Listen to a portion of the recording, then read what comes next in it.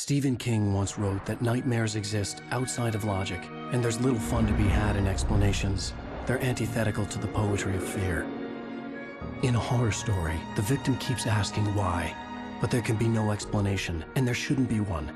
The unanswered mystery is what stays with us the longest, and it's what we'll remember in the end. My name is Alan Wake. I'm a writer.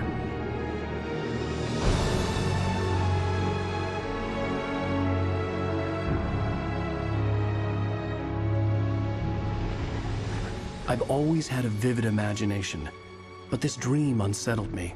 It was wild and dark and weird, even by my standards.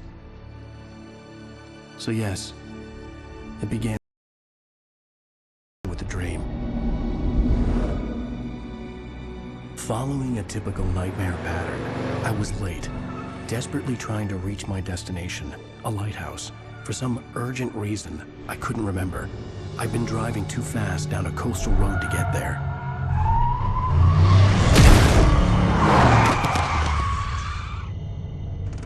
I'd seen the hitchhiker too late.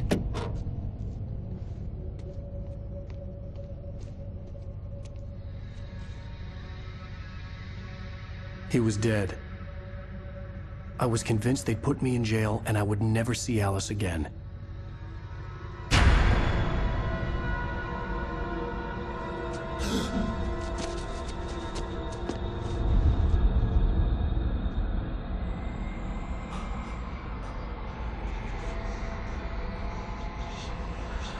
Suddenly, his body was gone. I was in shock from the crash. I could hardly stay on my feet.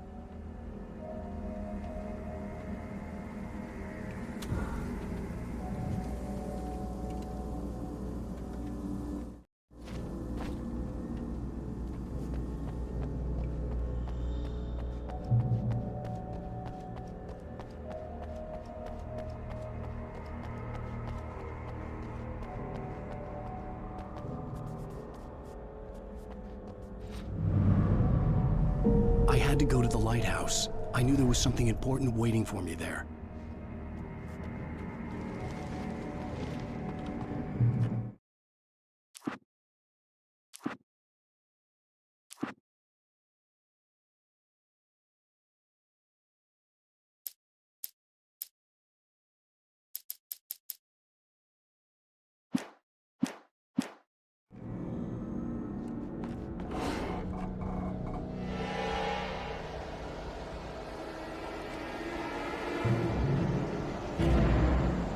You don't even recognize me, do you, Ryder?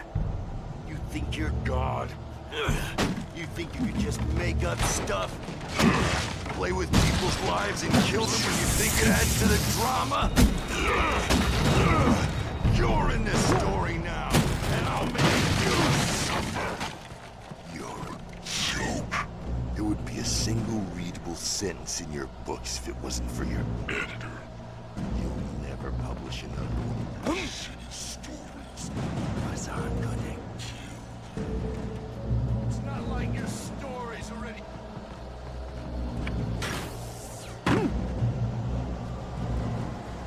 You missed your deadline! Damn.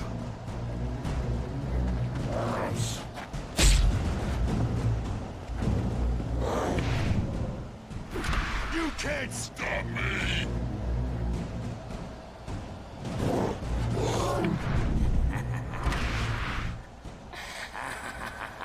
I realized that the hitchhiker was a character from the story I'd been working on.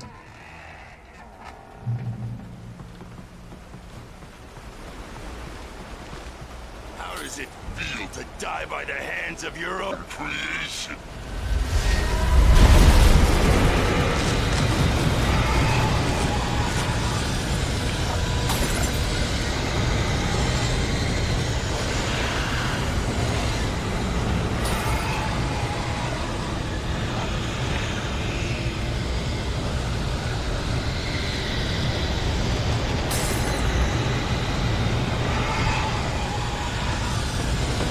This way!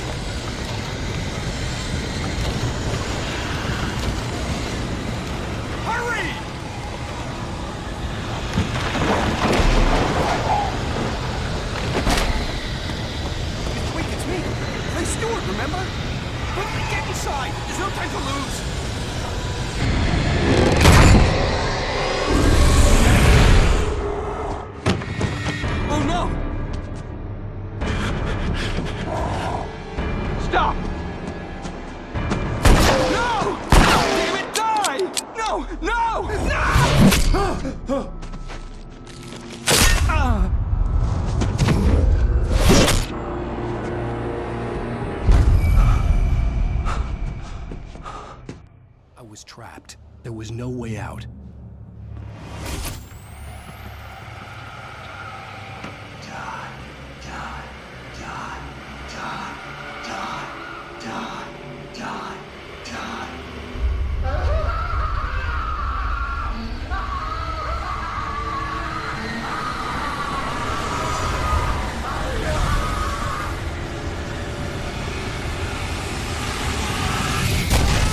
The cabin was a death trap. I had to get out.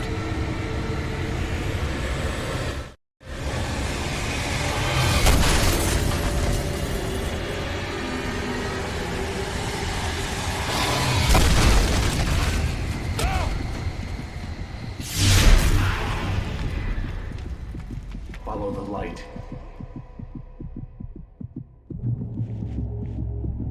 You are hurt. You should go into the light. You are only safe there.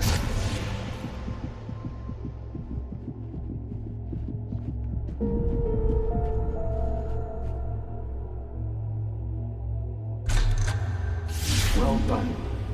I have something important to tell you. It goes like this.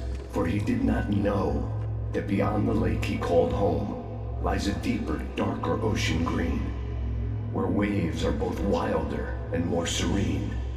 To its ports I've been. To its ports I've been.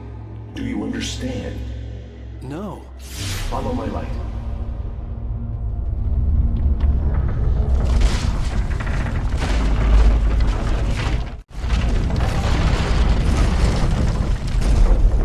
I entered your dream to teach you. The darkness is dangerous. It's sleeping now. When it feels you coming, it will wake up. There's no time. I can only show you the most important thing. The hitchhiker has been taken over by the dark presence. You can't hurt him now. The darkness protects him from all harm. Only light can drive the darkness away and make him vulnerable again. Here, take the light. Turn your flashlight toward him and burn the darkness away.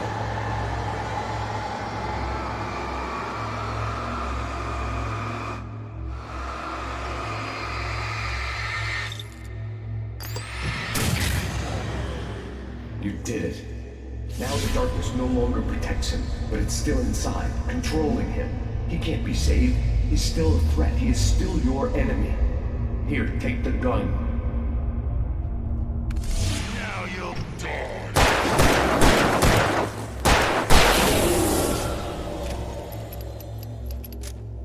Good. You've done well. Remember what I've taught you. That is all. I will give you back your dream now. In the nightmare, a terrible darkness was taking over the world. The lighthouse was the last safe place on Earth.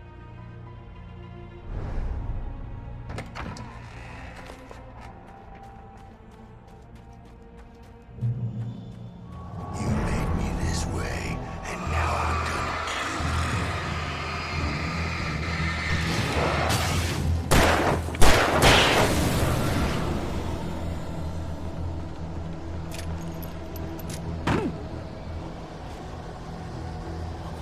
This isn't right!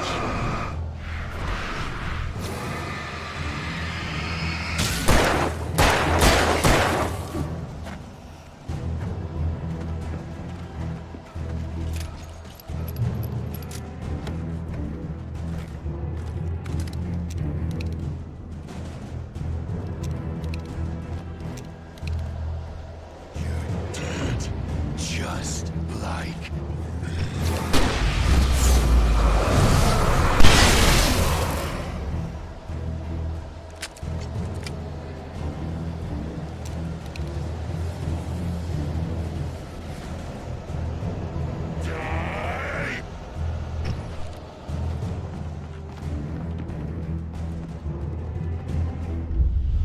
I can keep this up forever!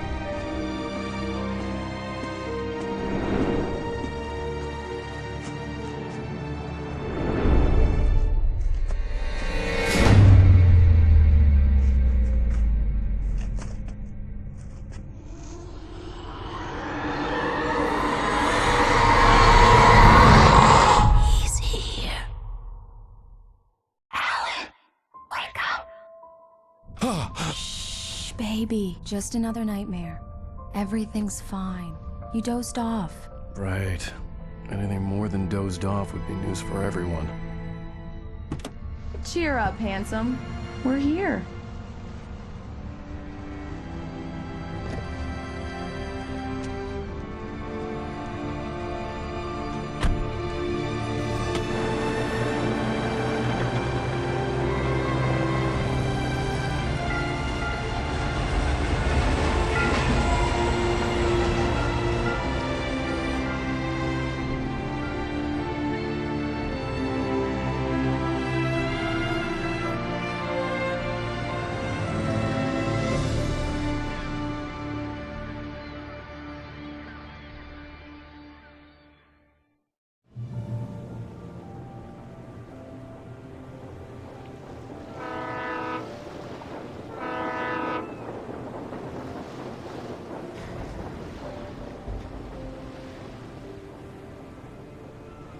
Let's act like we're on vacation. Go stand next to that old gentleman there. I want a shot of you with the town in the background. Sure. I'll even give you a title for the shot. A city boy, moments before he got eaten by a bear.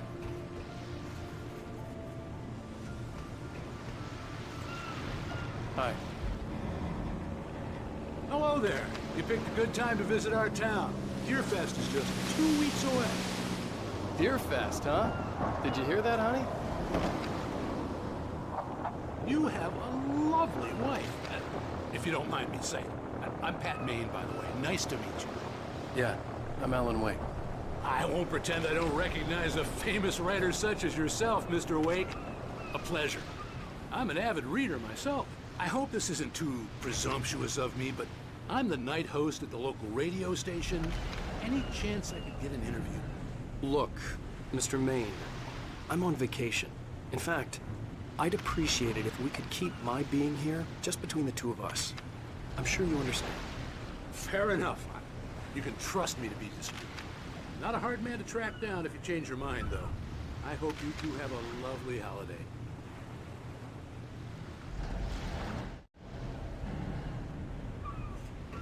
Very nice. I got a couple of really good ones. And I see you made a friend. That's cute. Right. Yeah? Hey, bestseller. How's my favorite writer? Are you there yet? Barry. Yeah, we just got here. Are the locals giving you trouble? Just say the word and I'll hop on a plane and come make sure that you're left alone, Al. No, Barry, we're fine. Great, great. Just want to make sure you can relax and recharge. So, how is the place? Has it gotten your creative juices flowing? Barry, we're just settling in. Okay, Al. I'll call back later to make sure you're doing okay. And you call me if there's a problem, okay? Okay. I'm just looking out for you, buddy. Talk to you later. I love you too, Barry. You know he's going to be calling you every 5 minutes. Barry is Barry. I can always turn off the phone. What did I tell you? Text message from Barry. He says hi to you too. Alan, we're here. Come on, let's get back to the car.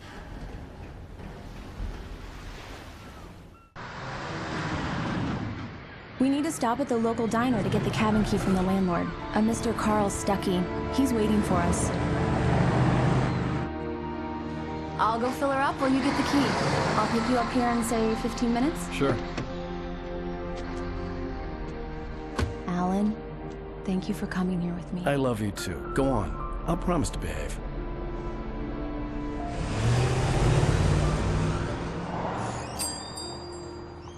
I'd forgotten there were still places like this. Towns where everybody knew everybody. Welcome to the Oh Dear Diner. Hi, I was wondering if you could help me. I'm looking for... Mr. Wake. Alan Wake. Oh, God! I am your biggest fan. I know people say that all the time, but I really am. I'm glad to hear that. Rose. Rose, I'm looking for Mr. Stuckey. Carl Stuckey? Carl? Oh, of course, Mr. Wake. He must have gone to visit the restroom. He'll be back in a moment. I can't believe it. I've got all of your books. I got the cutout from the bookstore when they took it out of the window. And you keep it here. Well, okay. Good for you.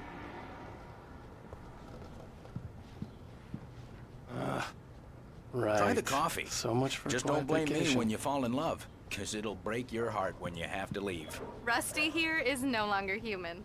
Nothing but black coffee under a thin layer of skin. Yeah, that makes two of us.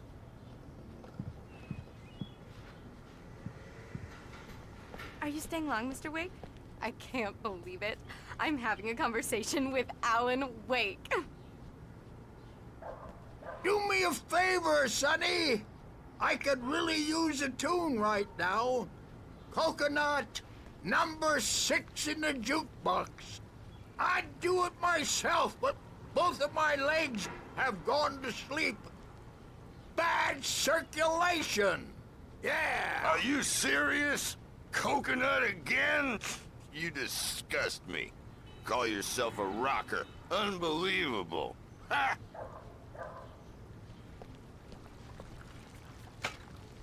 You put the lime in the coconut. Drink them both up. Just because we're brothers, don't think I won't murder you It does in your that. Get sleep. stuck. Yeah, you need to give it a good solid whack. Yes, that's my favorite tune. Coconut. Shut your mouth, you demented has-been.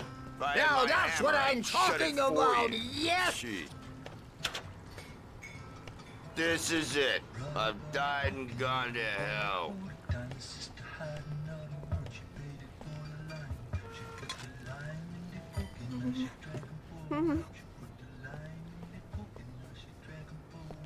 Don't go in there, young man. You can hurt yourself in the dark. I think I can handle it, ma'am. I didn't want to wait. I wanted to find You don't Stucky, wanna die, to get the do key you? and get out as soon as Worse. possible. The waitress was giving me a headache. Overeager fans always did.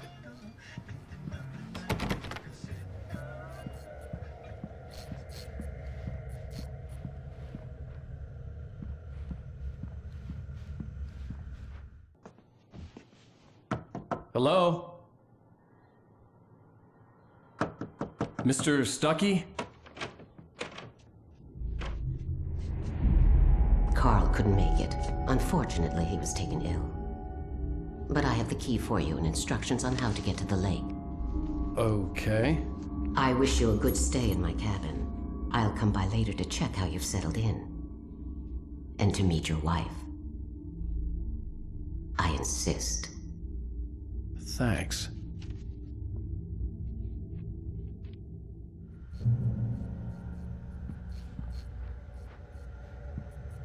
Cauldron Lake is a special place. Very inspiring.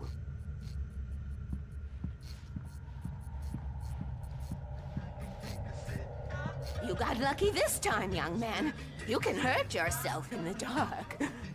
This really ought to be fixed. And then I must remind Sarah to change the lights at the station. It's been too long already.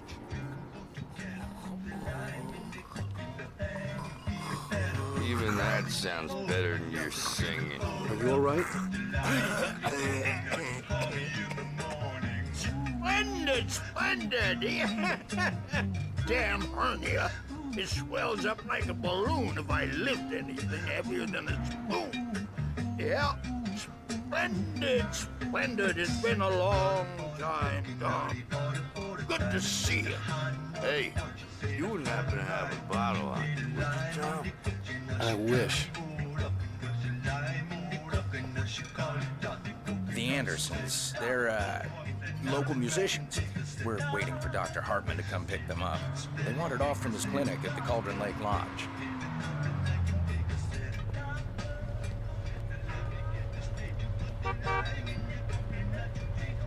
Bye, Mr. Wake.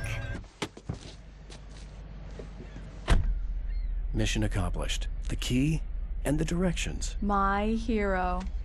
I got some flashlights, just in case. Hey, wait! Mrs. Wake! Your keys!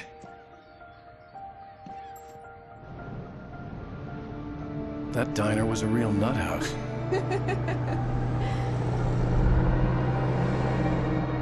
Can you believe this place? This would make a wonderful setting for a book. We're supposed to be on vacation, Alice. I'll figure it out when we get back home, okay? Okay. We can talk about this later. Pat Main here on KBFF. I didn't want to talk about it. I wanted to bury my head in sand. Here's another one of my favorites to go with it. Once upon a time, I was a successful writer, but that was a long time ago. I hadn't been able to write a word in 2 years, not since my last book. And now the weather. It's gonna be a clear night, so you folks in the big city might want to look up every once in a while, see those stars winking down at you. It gets pretty dark out here, but they'll light your way.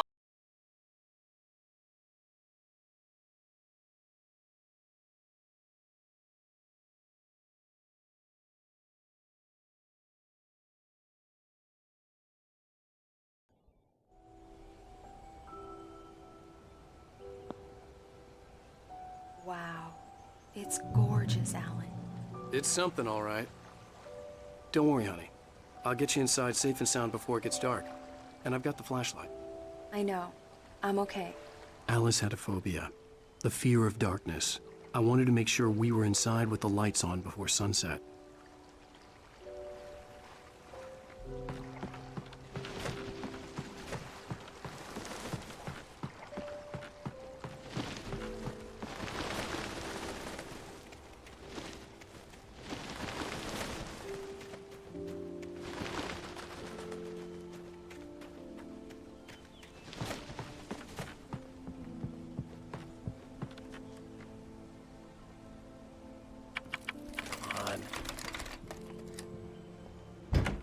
It's dark in there. We need lights. Can you figure out how to get the power on, honey? Hello? Anyone here? The Deerfest guests have already started to arrive. Just ran into one on the ferry. A famous artist, no less. We'll see if we can rope him into an interview later on. Now, let's go to the phones. Caller, you're on KBFFM.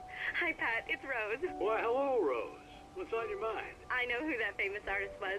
It was Alan Wake, wasn't it? He's my favorite writer. Well, Rose, I just saw him at the diner.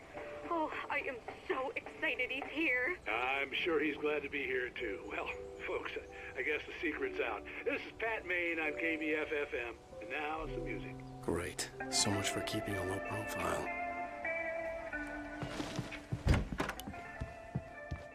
The power cable goes to that shed over there.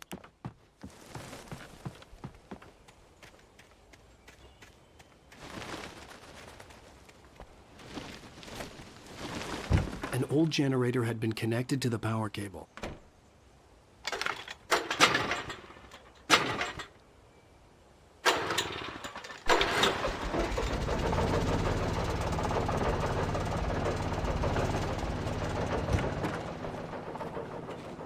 The lights are on! Good work, honey. I'll freshen up a bit and start settling in. Okay. I'll look around a bit.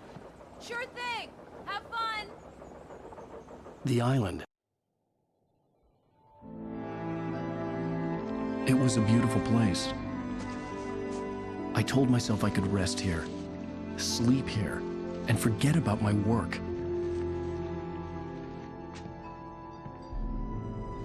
I thought we could be happy here. In the site for a love story. Maybe it would be that again.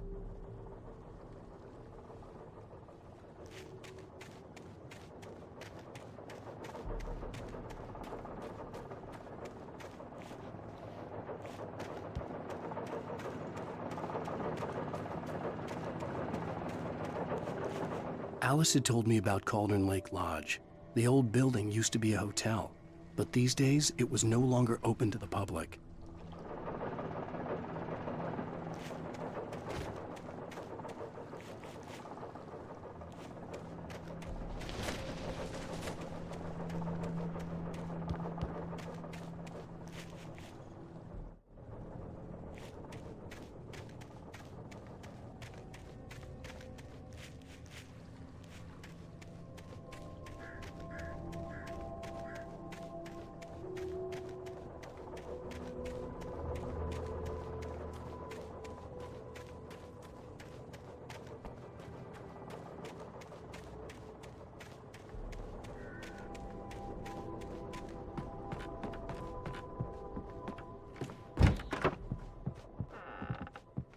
Alice?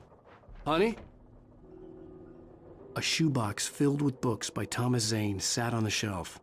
I'd never heard of him before.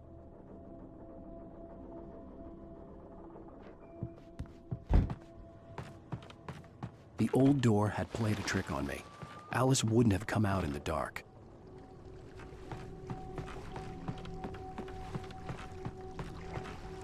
The water was black. I couldn't help but imagine all sorts of horrors lurking in the depths below.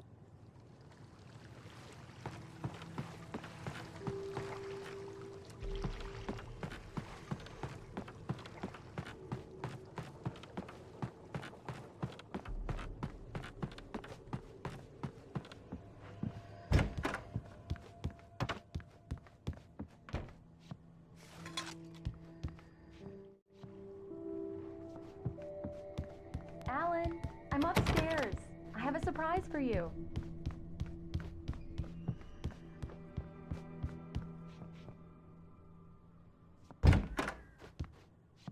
Surprise! Alice? What is this? I guess I have a small confession to make. I thought maybe you could write here that a change of scenery would get you past— Damn it, Alice! Everyone keeps— Hey, just hear me out! There's a local doctor, Dr. Hartman. I read a book of his. He has a private clinic here. He specializes in helping artists. So now you want to get me committed? No! It's not like that. That's not— Alan? Alan? Just don't! I don't want to hear it! God damn it, Alice! God damn it! I knew she wouldn't follow me in the dark. I needed some time alone to think things through.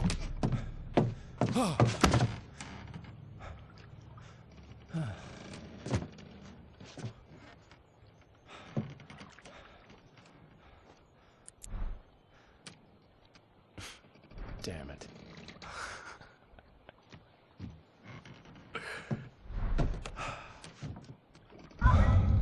Alice? Alice? Alice!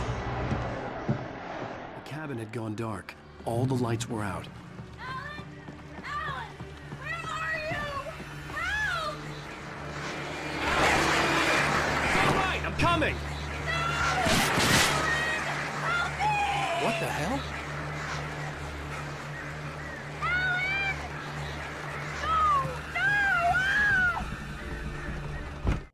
Alice? Alice?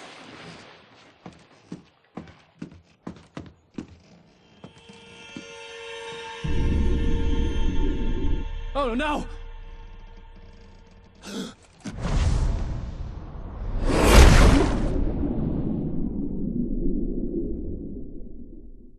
Keep going. Wake up. Alice?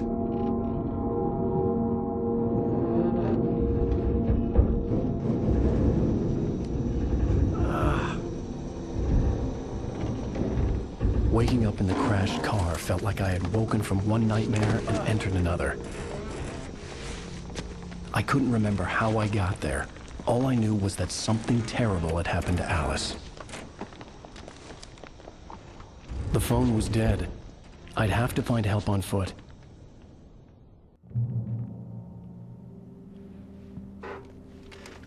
Among Alice's things was a book, The Creator's Dilemma, by a Dr. Emil Hartman. Seeing the book brought back my fight with Alice. I didn't like it, and I didn't like the guy's smug face on the cover either.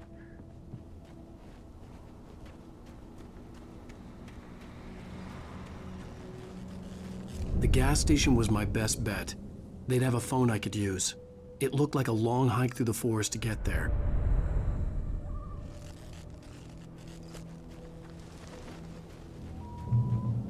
Damn.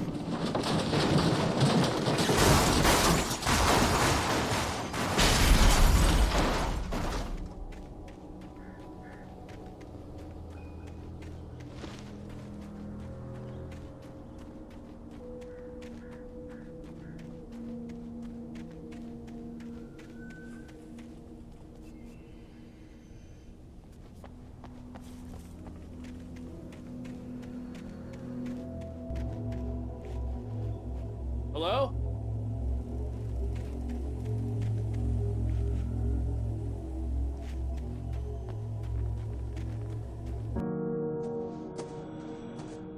Hello? Someone there?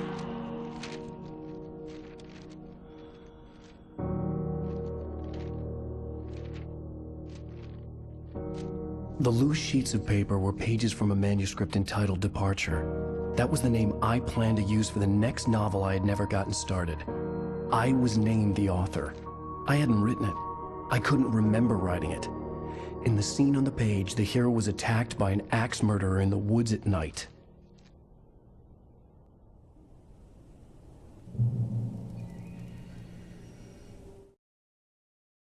Departure by Alan Wake.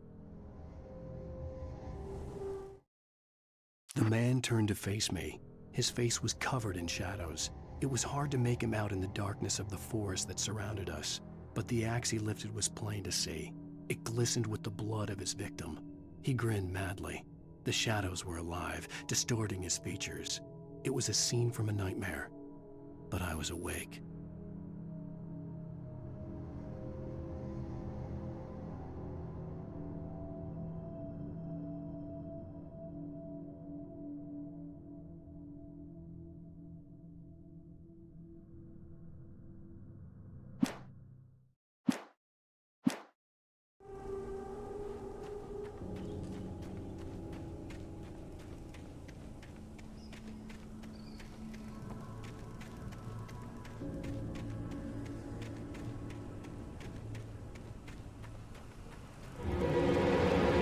Anybody there? Please, I've been in an accident.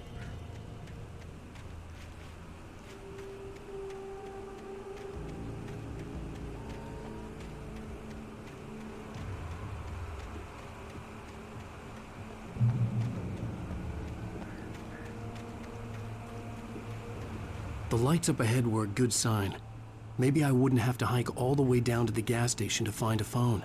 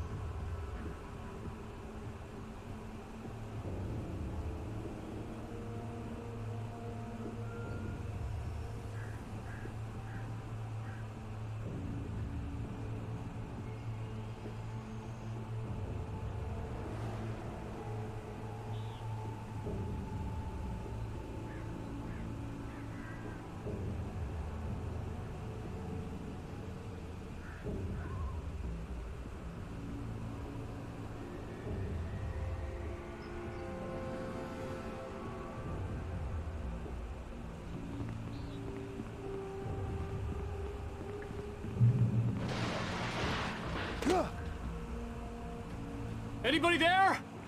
Please, I've been in an accident.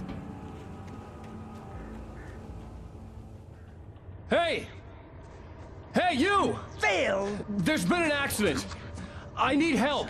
Deposit. I need to... Premium cabins for rent in... Nightfall! Oh, hell. Carl Stuckey. Pleased To meet you. Non-refundable reservation deposit required. Fair and square. Fair and Where?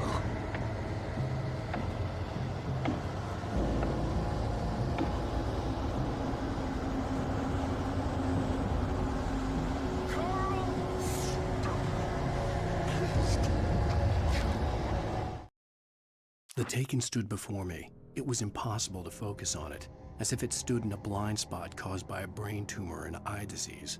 It was bleeding shadows like ink underwater, like a cloud of blood from a shark bite. I was terrified.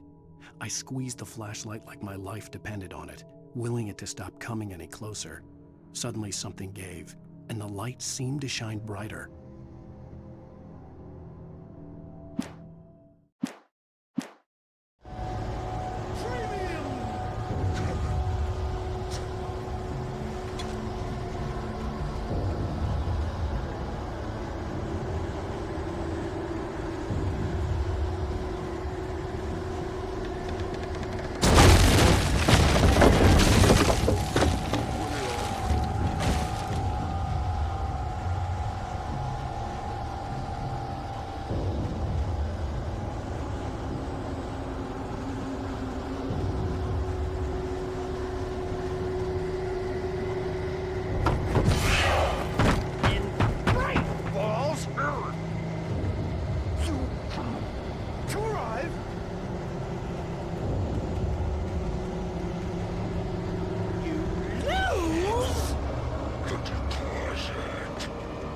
The latest thing! Kill? Two birds? Incontestably Proven! Health! present. See the sights? Keep those Cholesterol levels! fall. I had to figure a way out of this. Any second now, and Stuckey would be knocking on the door with his axe like Nicholson in The Shining.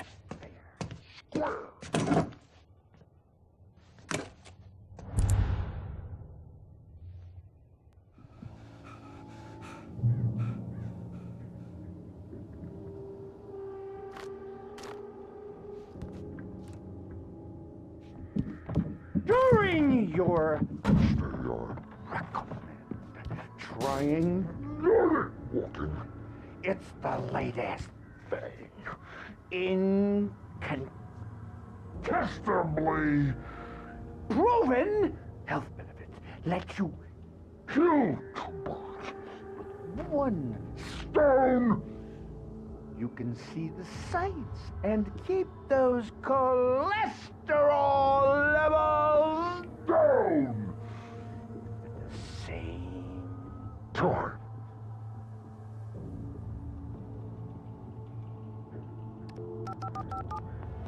Yes. Bright Falls Sheriff Station. How may I... Hello? Hello?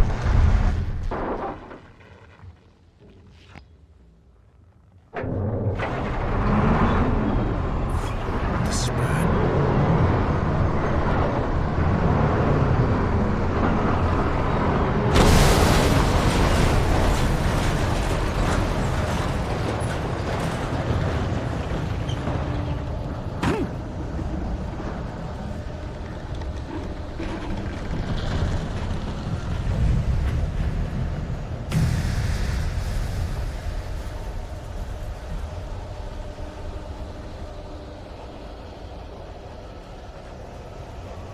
The bulldozer had gone over the cliff with the office. I hoped Stuckey had suffered the same fate, but I wasn't planning on staying to find out.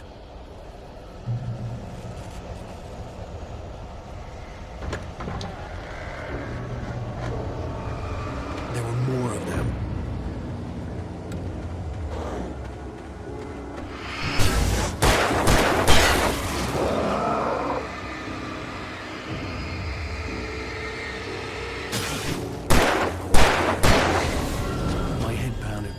concussion. I'd never fired a gun outside a shooting range, and now I just killed someone. Or something. There were no bodies. They just disappeared. If I was dreaming, it felt real enough to make me sick.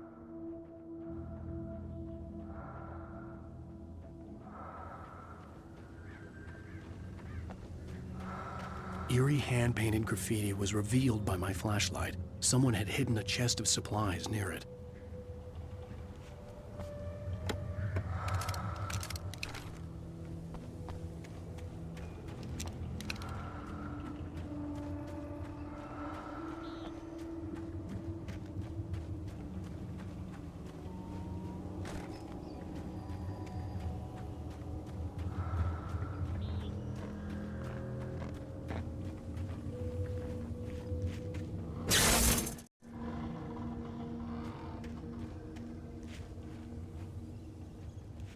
The dark forest was the last place I wanted to go, but I had no choice. I had to get to the gas station.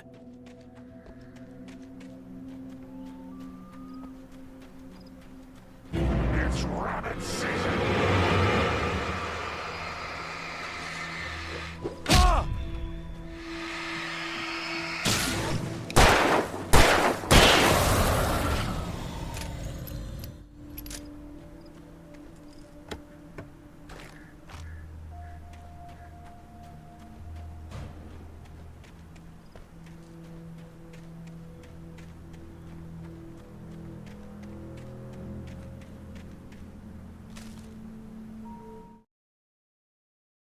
The Taken stood before me. It was impossible to focus on it, as if it stood in a blind spot caused by a brain tumor and eye disease.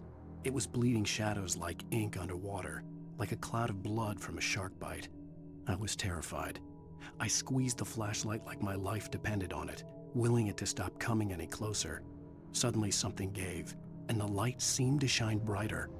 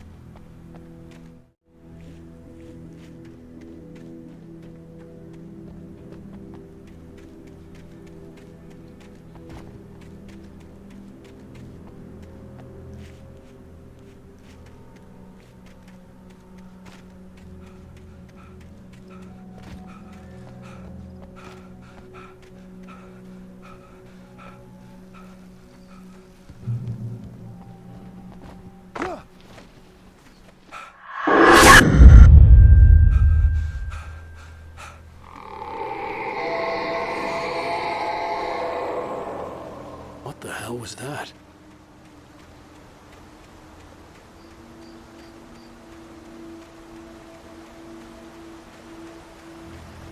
When I saw the river below, something uncoiled itself inside my head. I realized that I'd have to find a way across. I didn't even want to look at the water.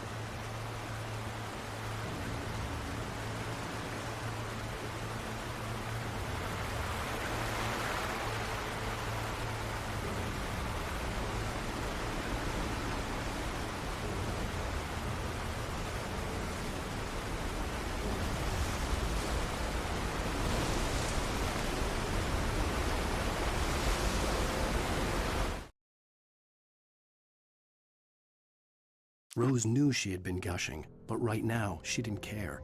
As far as she was concerned, her brief meeting with Alan Wake was literally the high point of her life.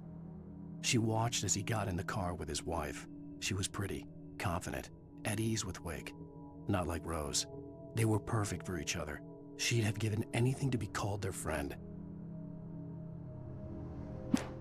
Barry Wheeler was bouncing off the walls.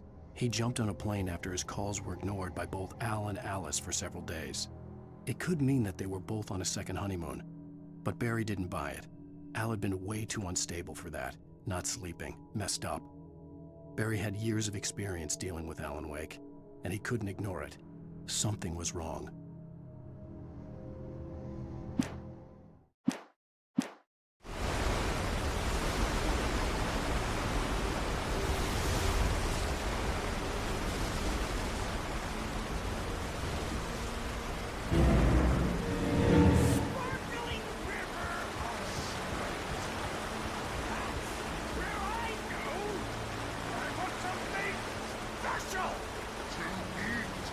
Stucky was still out there, in the dark, stalking me.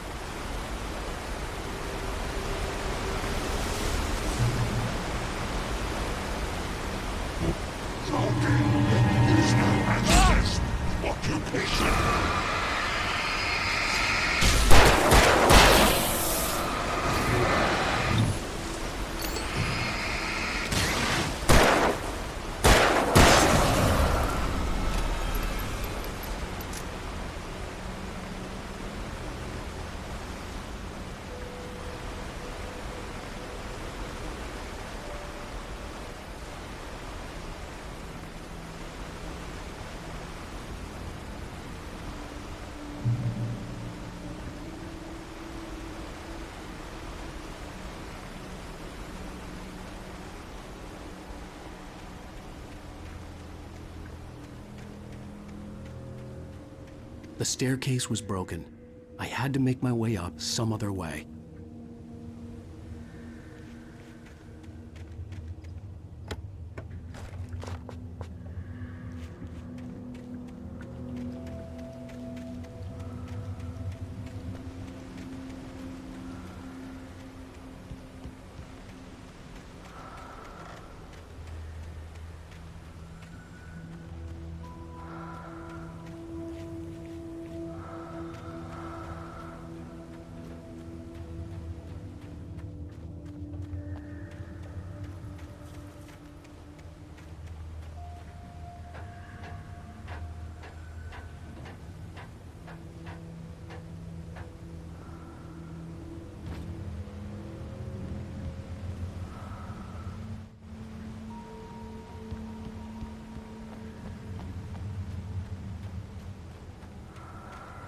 Taken. They're taken.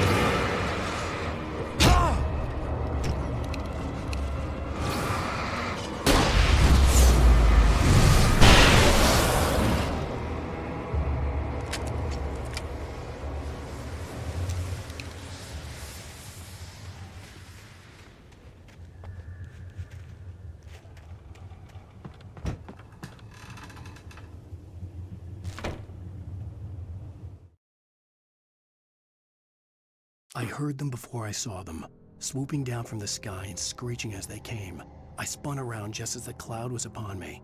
For an instant, I stared into 100 dead eyes, black pearls glittering in the darkness. I raised the flashlight and the swarm exploded like fireworks. Feathers burned, turned into ash. I couldn't hear my scream above theirs.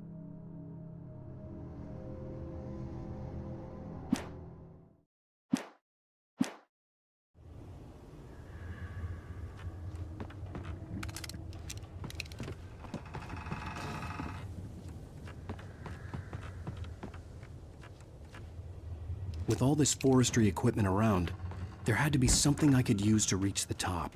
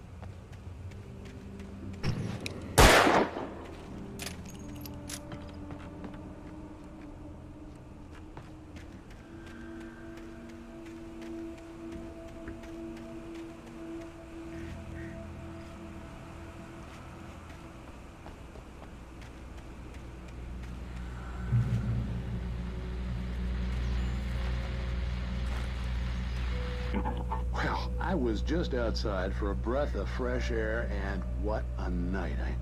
I know most of you are probably in your beds by now, but if you're still up and around, take a moment. Step outside for a spell and breathe in deep. The weather is absolutely still. The sky is crystal clear. It's like the forest is quietly breathing along with you. As you listeners know, I'm a night owl, and it's on nights like this I wish I wasn't cooped up in the studio. Makes an old man like me wish I could just roam wild. But here I am, and it would keep you company all night long if I weren't.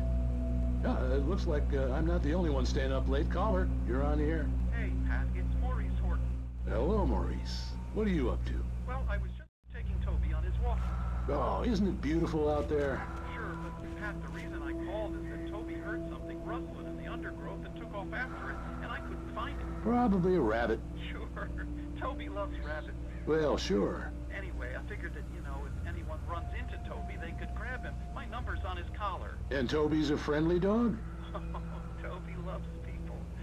Usually he comes back, but we were pretty far from home, and it sounds like he went pretty wild there.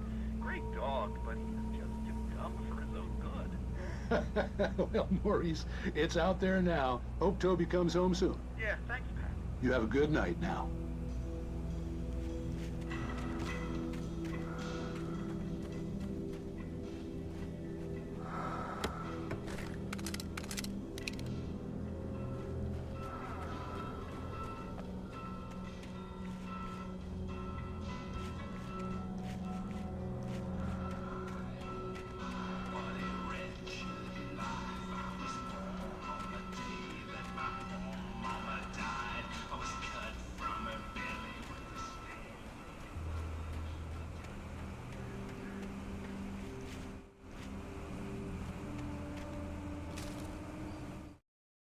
At first, I kept finding the pages as if by accident.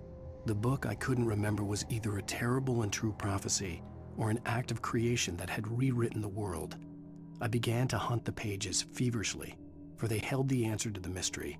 With it, I could save myself. With it, I could save Alice.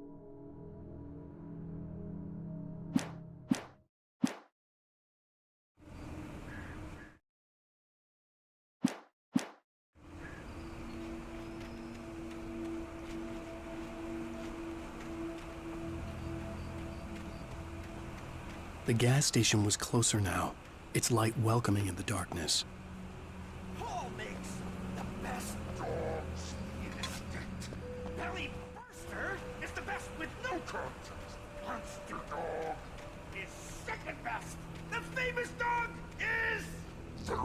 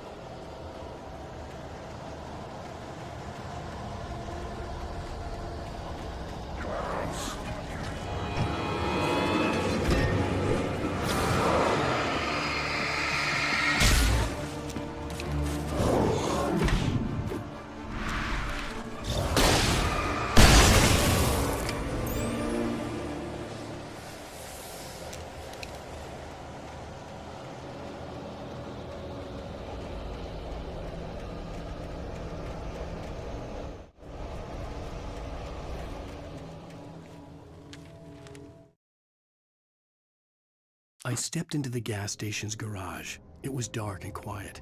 The place was a mess. It looked like someone trashed the place or that there'd been some kind of fight. Light spilled into the room through an open door at the back, and I made my way toward it. Without any warning, I was blinded by a bright light. An old portable TV on the shelf had come alive by itself. Impossibly, I could see myself on the screen, talking like a madman.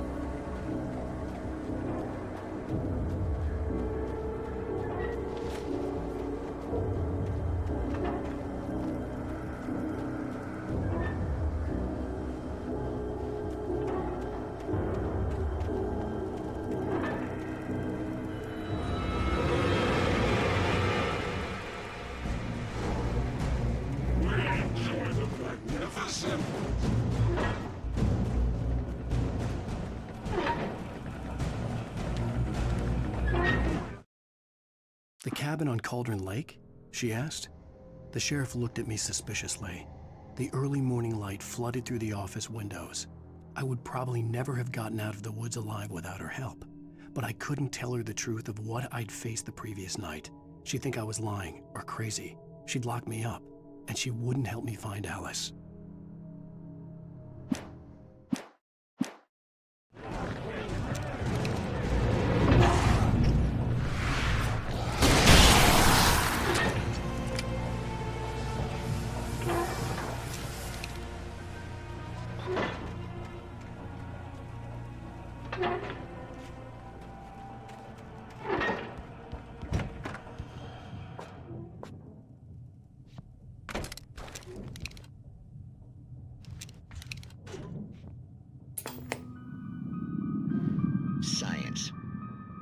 bestows immortality on those who advance it to elevate all of mankind. Newton, Einstein, Sagan, princes among men. But the price for such a legacy is steep indeed. In Night Springs. Tonight's episode, a quantum suicide. If our lives are already written, it would take a courageous man to change the script. Having called a press conference, Dr. Barclay Colvin is about to demonstrate that very courage. Ladies and gentlemen of the press, I am Dr. Barclay Colvin, and I'm glad so many of you could join me here at the Moorcock Institute. Tonight, I'm going to give a practical demonstration of the many worlds interpretation. As you can see, this is a loaded 9mm pistol.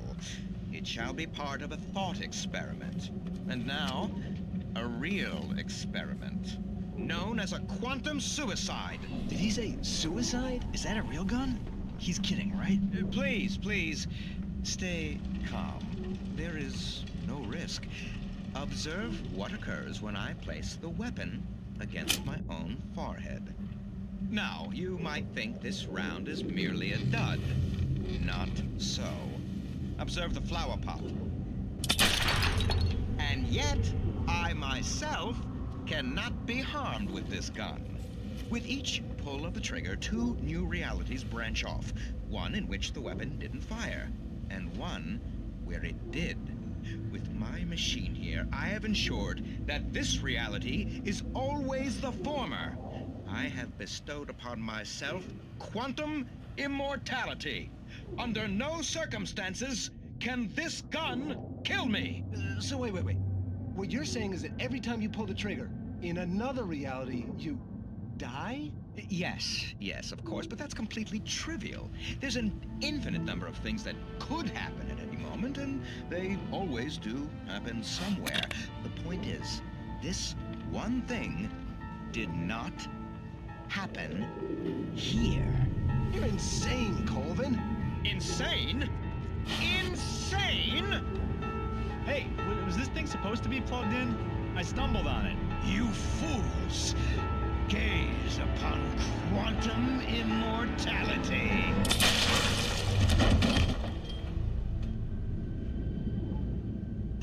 Poor Dr. Colvin, felled by his own hubris or the ignorance of the masses.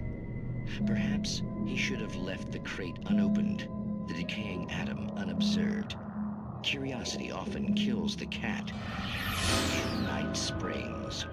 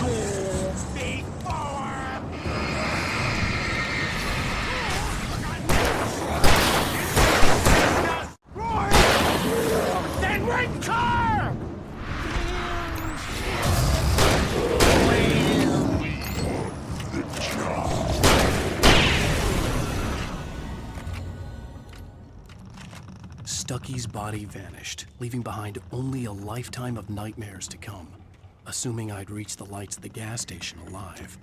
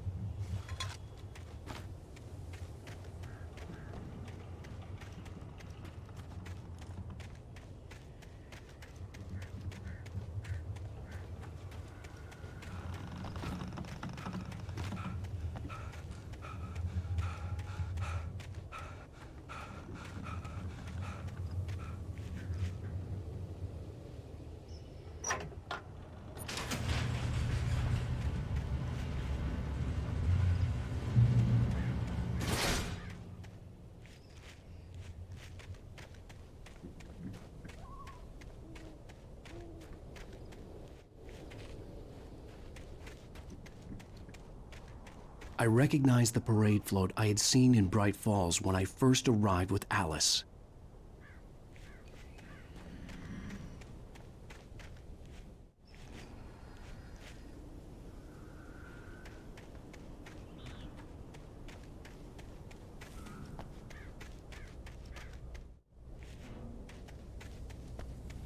After the insanity I had just experienced in the darkness, the lights of the gas station felt comforting. At least for a moment, the sane world reasserted itself.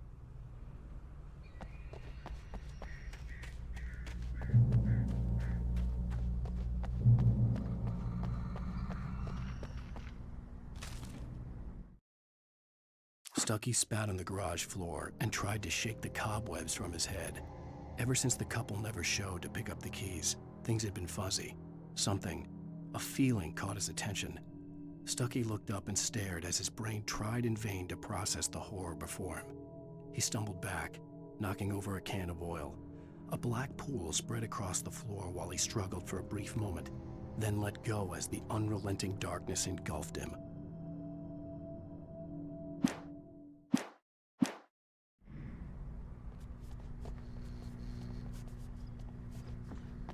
The Deer Fest had been 2 weeks away when we arrived. If the day count on the banner was right, I was missing a whole week between the night we got here and now. The garage was a mess. It looked like someone had trashed the place, or that there'd been some kind of fight. I'll write. I'll keep writing. Outside there's only darkness. Outside the cabin, outside the story, there's only darkness. I can feel her presence in the dark.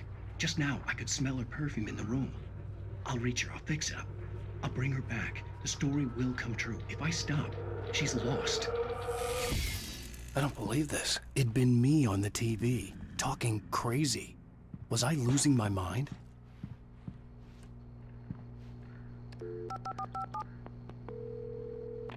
Bright Falls Sheriff Station.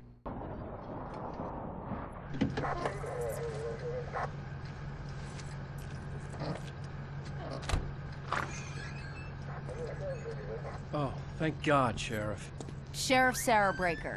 You are... I'm Alan Wake, but listen. I was in a car crash. My wife, Alice, she's missing. Calm down, Mr. Wake. We were staying in a cabin on the island, on Cauldron Lake. There's no island on Cauldron Lake. Not since the big eruption in the 70s. Please, I can take you there, okay? You look like you've taken a pretty bad knock to the head. Are you okay? Listen. We'll figure this out. Please get in the car. We'll swing by the lake and then we'll go to the station, okay? Mr. Wake, have you seen Stucky, the guy who owns this place? I realized I couldn't tell her what had happened in the forest. She wouldn't have believed me, and then she wouldn't have helped me with Alice.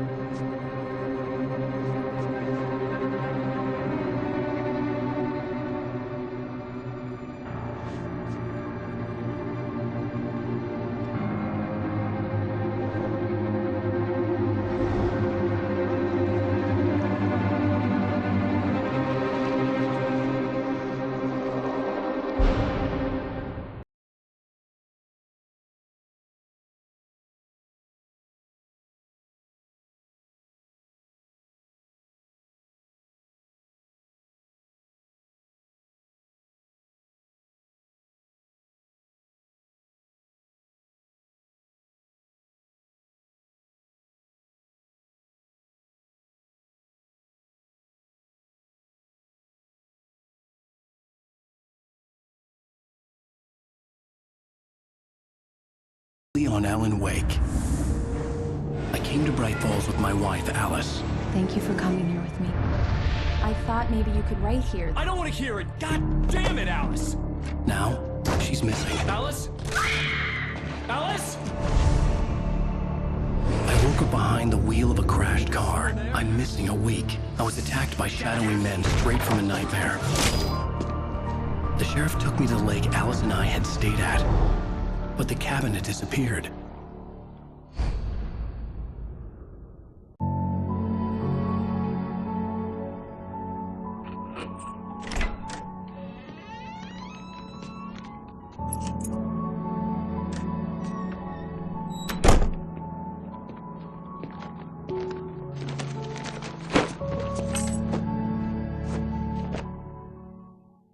Honey, I'm home. Back here, sweetie. How was it? Worst weather I've ever seen. You should put some coffee on. It'll warm you up.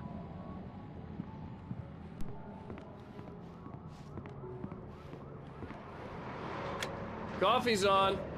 Great, thanks. I'll need it if I'm gonna finish this by tomorrow.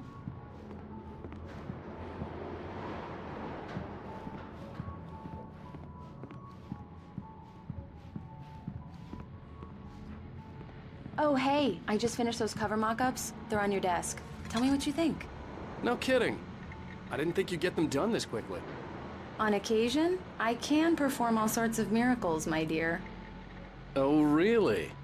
Well, you seemed to think so last night.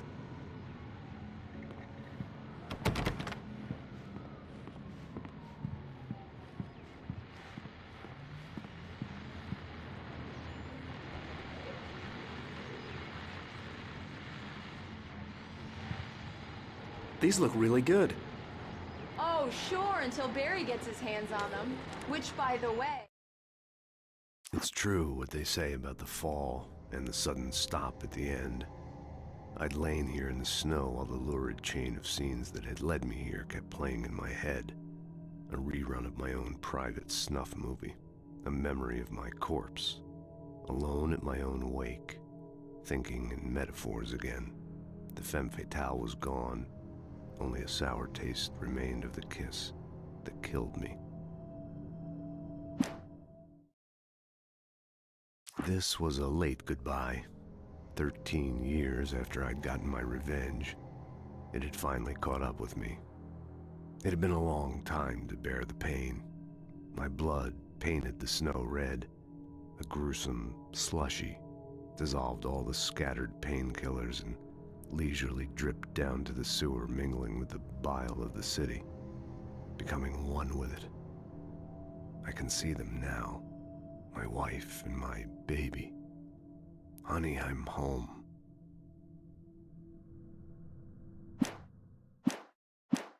It will happen over my dead body. The last time was the last time. Oh, and speaking of Barry, he called. Alan!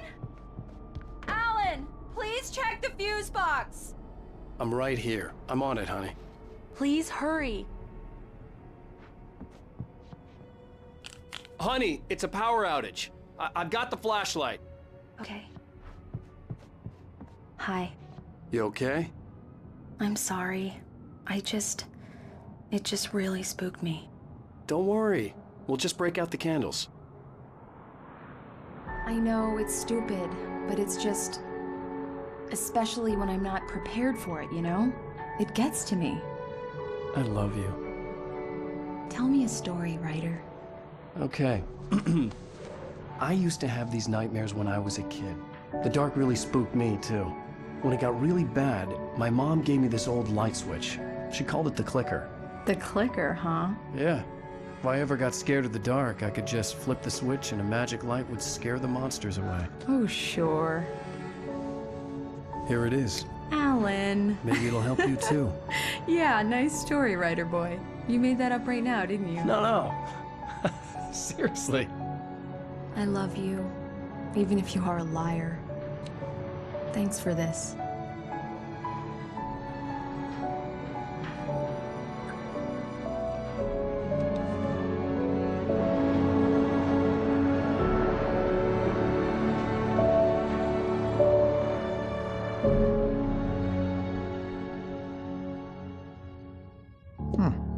How do you feel, Mr. Wake? Any nausea, disorientation, anything like that? Mr. Wake, how are you feeling? I'm okay. My head's fine. I had to lie about my headache and memory loss. He'd send me to a hospital for tests. I couldn't leave without Alice. Very well. I don't think you have a concussion, but you've obviously been through quite a shock. You should take it easy for a couple of days. Thanks. Well then, Mr. Wake, we're done here. If the pain gets any worse or you experience any other symptoms, you should come see me. I'll let you get on with it then. Sarah, Sheriff Breaker, is waiting for you. She's very good at her job. I'm sure she can locate your wife in no time. Doc Nelson was the image of a small-town doctor. Sheriff Breaker had called him to the station to take a look at the cut in my head. I'm sorry you had to cut your morning fishing short for this, Doc. Oh, she's a beauty, ain't she? Not the biggest I ever caught, if you can believe that coming from an old fisherman like me, but she's right up there. Now, she's a largemouth bass, which is what you're after if you prefer a lure. Now, if you want either trout or salmon, on the other hand, then it's fly fishing for you. You a fishing man, Mr. Wake? Oh, doesn't really matter, I suppose. But it can be very relaxing out there. You can't get me off the water this time of year. Closest thing to heaven. I'll take your word for it, Doc.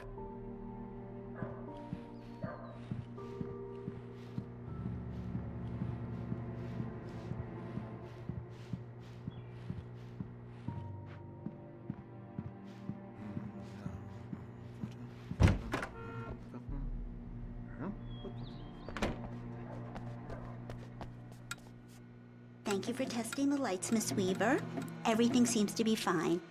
I don't have the luxury of being complacent, Deputy Grant. The bulbs will need changing soon. You can't change them in the dark. I'll be sure to take care of it, Miss Weaver. Have a nice day now. Very good. I'll come back later on to remind you, just in case. Mr. Wake, the sheriff is waiting for you in her office down the corridor. That was Cynthia Weaver. I guess you can call her the town eccentric. She used to be the editor of the local newspaper, but she's focused on, other things these days. She'd fit right in where I come from. As you can see, she's a little obsessed with maintaining the light bulbs of the whole town, refuses to step on shadows, things like that. Back in her day, she wrote about all sorts of weird things in the paper. Bright Falls has a colorful history. Of course, what small town hasn't?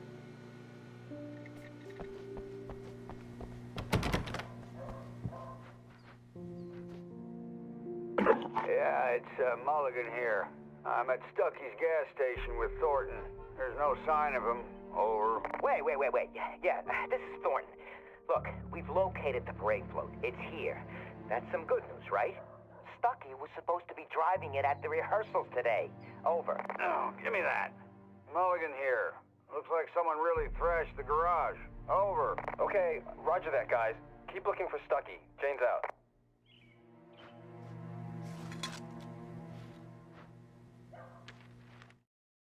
Alice looked through the viewfinder, lining up the shot.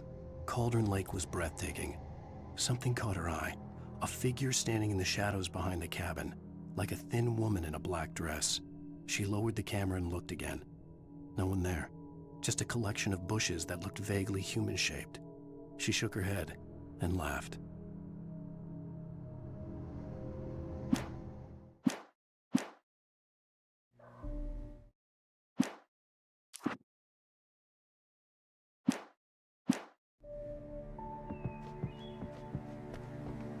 The sheriff wants to see you in her office, Mr. Wake.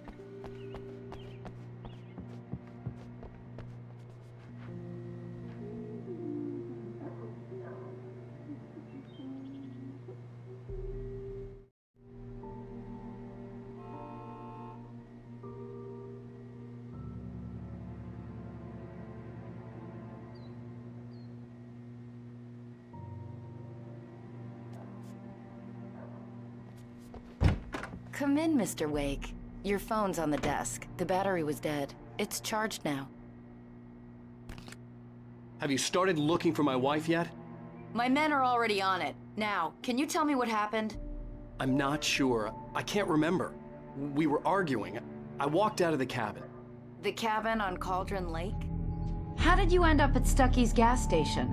I wanted to tell her what had happened last night, but I couldn't. She'd lock me up. Excuse me, I need to take this. Hello?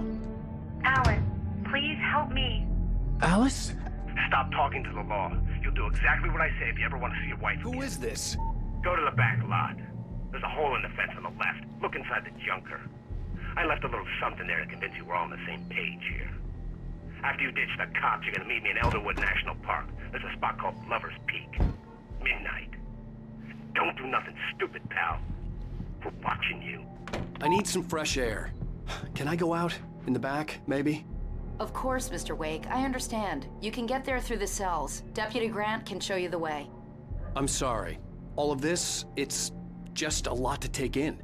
Take your time, Mr. Wake. I understand. Can I ask you what the call was about, Mr. Wake? It's personal. Well, we are looking for your wife, and I'm going to need your cooperation if I'm going to help you. I need a moment, after I get some fresh air. Okay. You can find me here. We'll talk when you feel up to it.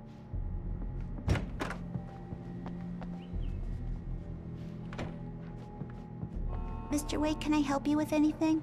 I need to get some air. The sheriff said I could go out back. Of course, Mr. Wake. You can get there through the cell corridor. Just don't mind Walter in there. He's one of our regulars. I thought he quit drinking for good. Oh, no such luck. He went on a bender and beat Danny pretty badly. He started shouting like that the moment he woke up. You can get to the back lot through that door and down the corridor, Hey, can Mr. you Wake. turn the light? The light's on! The deputies, they don't understand. They won't listen to me. I need it to be bright in here! Thank you, man, thank you. Hey, you're all right. You're a good guy. Don't let anybody tell you different. You know, I shouldn't even be in here. The cops, they got it all wrong. See, sure, I beat him up, but I wasn't drunk. I mean, I wasn't drunk at the time. I only got drunk afterward. Okay, listen, you gotta listen carefully now. Here's the kicker. That wasn't Danny. No, sir. It only looked like him. You wanna know who it really was? I'll tell you who it really was. It was a goddamn space alien! I know it sounds like something a drunk would say, but believe me, I wasn't drunk then.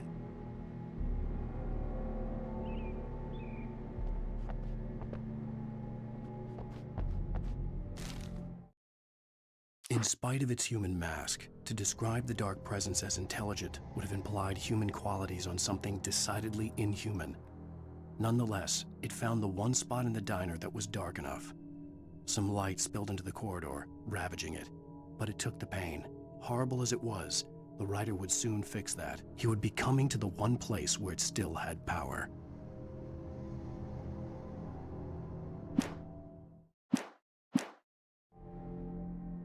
I told him, The early morning light hurt my eyes and made my head ache. The man on the phone had said, "Go through the fence on the left."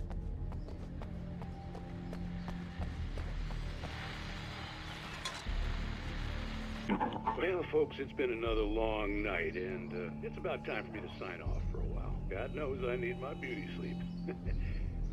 Just one more item before I go.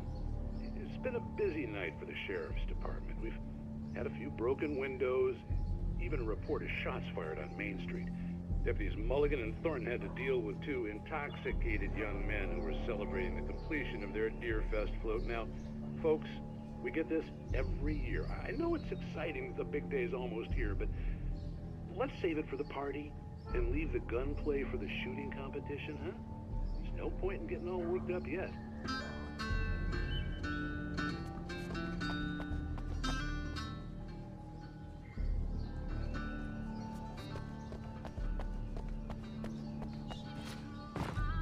The caller had told me to find a hole in the fence behind the police station. There was something for me in an abandoned car. The kidnapper fired his gun one last time, and the shadow vanished into the darkness it had come from. See? Nothing to it, Wake. The thought of Alice in his hands was revolting. We stood on the wooden platform of Lover's Peak, the waterfall on the mountain behind us, the lights of the radio mast blinking red in the heights above. I fought with the urge to take a swing, force myself to speak. Let's cut the act now. Where's my wife?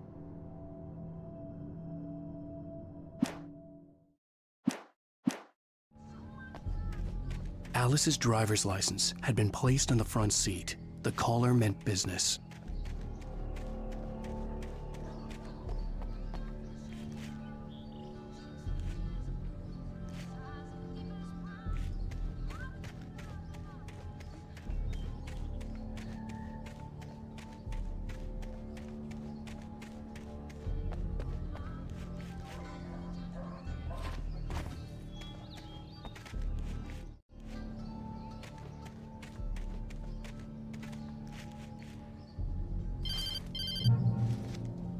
Barry? Ow! Ow! Thank God! Where the hell have you been? I've been trying to reach you for a week, you and Alice. I've been worried sick. I flew out yesterday. I'm here in Bright Falls. Barry, listen to me. I'm at the sheriff's station. Come and get me. I can't talk now. Al, what the hell is going on? I had to get the sheriff to let me go. I needed to get to Elderwood National Park to meet Alice's kidnappers.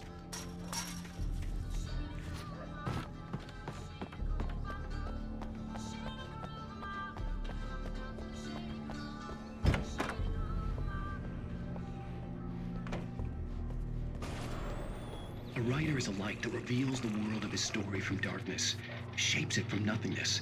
The way a sculptor carves a statue from a block of granite. If I stop, the world I'm making dies. Darkness will reclaim it. It's a long, hard journey into the dark. Alice's life is at stake, but I can't think about that, or I'll lose it. The dread lingers at the edge of perception. I'll push on. Anything is possible here. I'll write the story. I'll save her.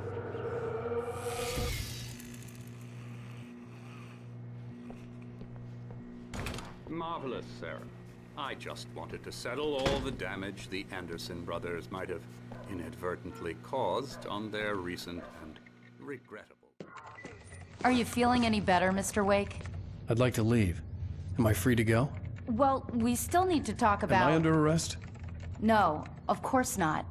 But I need to know where you'll be staying so I can get in touch with you. I'd avoid the motel. The Majestic is known for its roaches. The cabins at Elderwood are pretty nice, though. That sounds perfect. I'm Dr. Emil Hartman. I'd like to invite you to stay at Cauldron Lake Lodge. Did you talk to my wife? I had the pleasure of discussing your situation with her on several occasions. Did you set something up with her? I invited her here. My clinic is a place where... Oh! Hey! Oh, my! Take it easy. Hey, nobody move! Get your hands off of my client! Who are you? I'm Barry Wheeler, his agent. If you have business with Mr. Wake, you talk to me. You yokels won't know what hit you once I sick my lawyers on your asses. No harm done, Sarah. I'm all right. I don't want to press charges. Mr. Wake, my offer still stands. Get me out of here. What the hell was that about, Al? We don't need a replay of that thing with the paparazzi. I thought they were gonna lock you up. I had to talk to someone. I told Barry everything. He thought I was certifiable, but when he heard about the manuscript, I had him. The fact that I'd written something, even if I couldn't remember it, was enough for him. He smelled money. And he believed that Alice had been kidnapped. Anything beyond that was another story. I had a midnight appointment with the kidnapper in a place called Lover's Peak, somewhere in Elderwood National Park. The plan was to rent a cabin. I don't like it, Al. I don't like any of it. It's not good. In fact, it's the absolute opposite of good. Mr. Wake! Barry, you found him! Hi, Rose. Oh, wow. I was just thinking about you, too. Great. I was just bringing Rusty some coffee. He's on the balcony, looking after Max. Poor thing. I really need to go. Great to see you again, Mr. Wake. Later! Who's Max?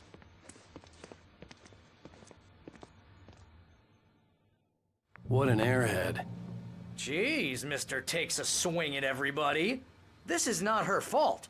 She's a very nice girl and, more importantly, a fan. She even has a fan site dedicated to you.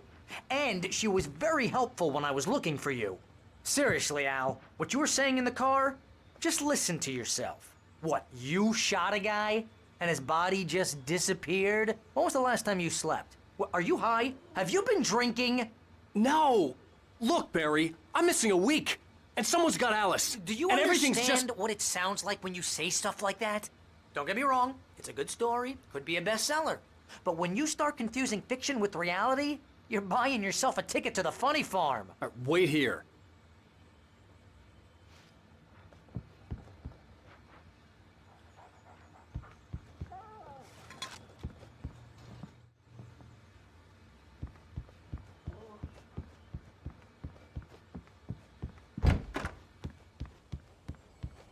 Easy there, boy. I'm almost done. Hey, Rusty, right? You rent cabins. Oh, Mr. Wake. I'd shake your hand, but mine are kind of full here. Actually, I'm sorry about this.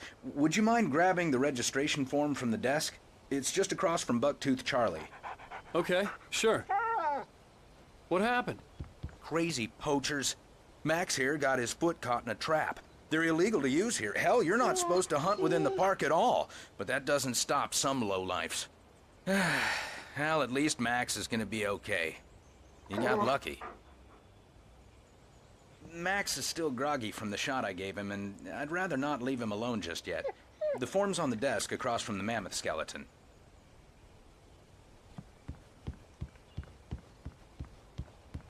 Seriously, Al, you can't just go and meet a kidnapper. Those situations always end up in disaster. You gotta talk to the cops. She's my wife, and it's my call. Can we talk about this later? No. This whole thing, Listen, you hit your head. I mean, geez, Al, come on. You gotta understand how crazy all this sounds. If you're trying to pull a joke on me, freak me out, it's working. Ha ha, let's have a laugh on Barry. Well, you had me going there real funny, Al. You can quit it now.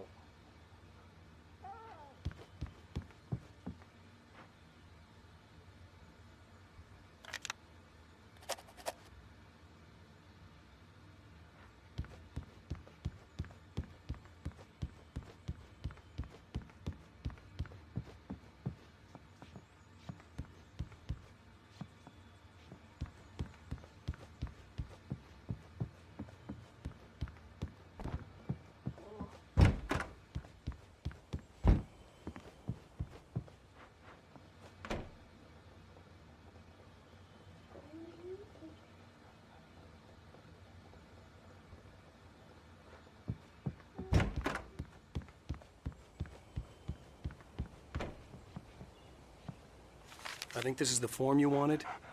And here are the keys. Okay, you're all set, Mr. Wake. Glad to have you staying here. Thanks.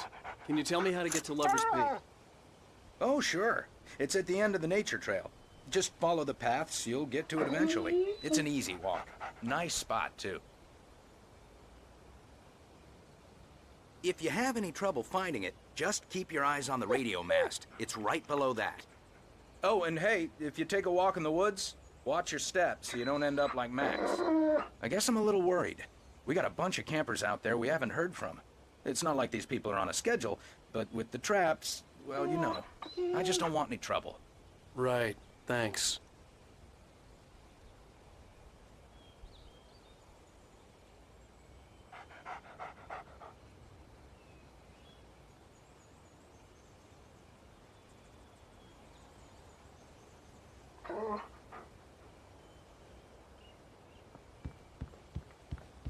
I'd gotten what I'd come for. Look, It was time to go. You're asking me to believe that you shot a dude who went poof into thin air, a guy who was bulletproof until you pointed a flashlight at him.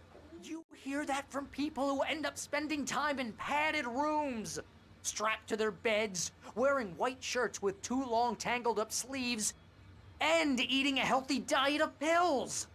Al, you make cruel jokes about people who believe that kind of stuff. You're the skeptic. You gave me an hour-long lecture on homeopathy last month. What was it? If there's no proof, it's pure bullshit. Period. Guess the laugh's on me then. Al, come on! I mean, okay. Okay, maybe something weird happened to you, okay? Well, thanks for the heartfelt vote of confidence. All I'm saying is you gotta throw me a bone here, bestseller. What would you think if it was me? There's no way you should be going out at midnight with a gun. No one asked you to come here, Barry. Either work with me on this or go straight back to New York. Your choice.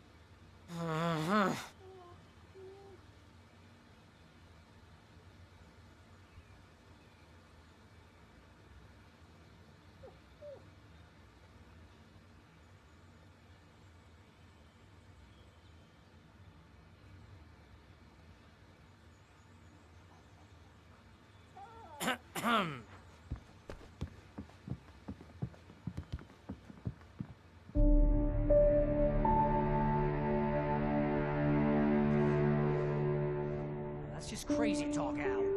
Al? Al?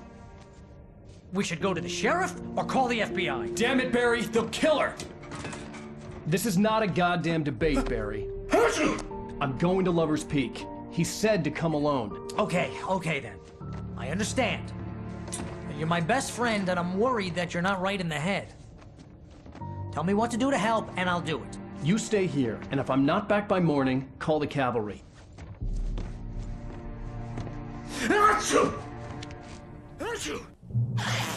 Just be careful with the natives, Al.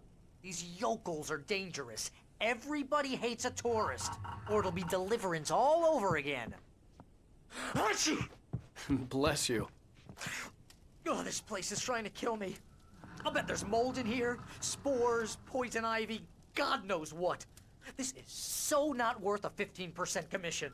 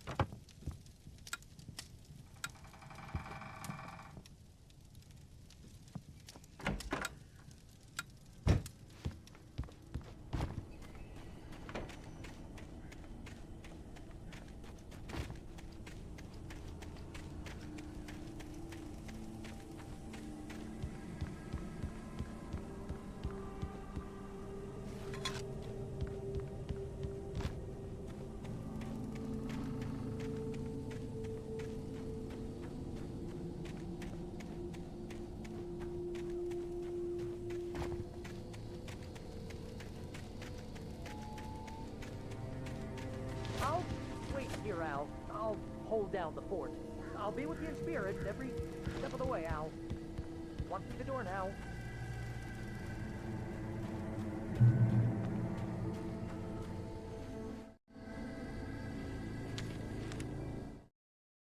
Barry had never gotten along with Alice, but he knew Alan loved her with an almost frightening intensity. And now something had happened to Alice. And here was Al armed with a gun and saying things people got put in padded cells for. It was as if his friend had experienced a massive psychotic episode and was now totally disconnected from reality. It scared the shit out of Barry.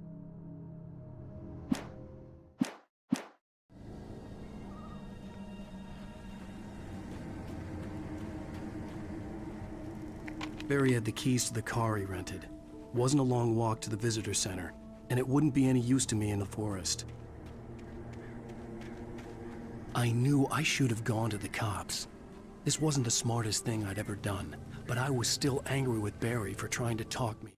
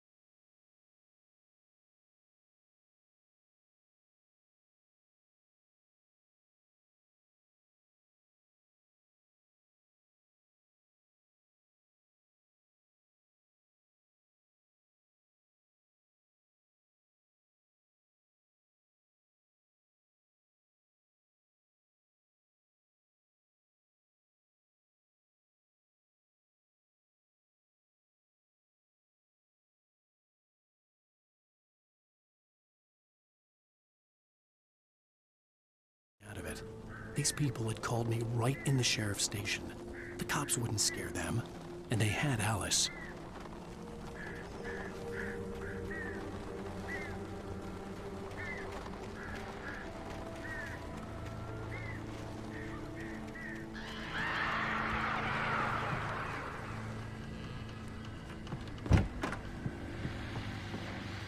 Welcome back to the show, folks. As promised, our very own Dr. Nelson has just parked his rear end in the studio. Doc, what's your Deerfest plan like? My plan? You make it sound a lot more organized than I ever seem to manage. Oh, No plan, really. Just taking the atmosphere. I'm getting a little too rickety to do much more than that, you know. Oh, tell me about it. No sack race for us older gentlemen, huh? Yes, exactly, Pat. But I'm gonna check out the parade, of course. And I'll be one of the pie contest judges, too. Well, that takes a different kind of constitution. Oh, yeah, it's my kind of exercise. Now, Doc, seriously, you're in pretty good shape, though. You're the outdoors type. I know for a fact you're an avid fisherman. That's right. Matter of fact, just caught a heck of a largemouth bass early this morning. But you're not taking part in the fishing contest? No, not this year. See, Pat, I'm just not that competitive anymore. Now I just like to take my time and enjoy the peace of it. It's no fun if I need to worry about what I'm catching, you know? Well, considering your track record, the participants are probably pretty happy you feel that way. Well, Pat, that's kind of you to say.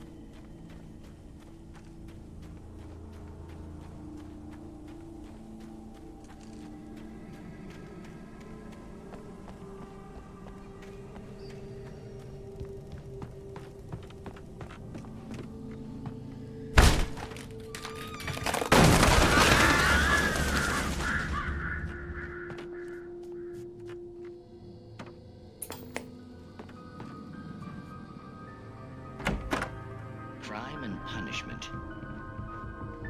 The cancer and cure of civilization. But some crimes are impossible to punish, especially in Night Springs. Tonight's episode, The Man in the Mirror.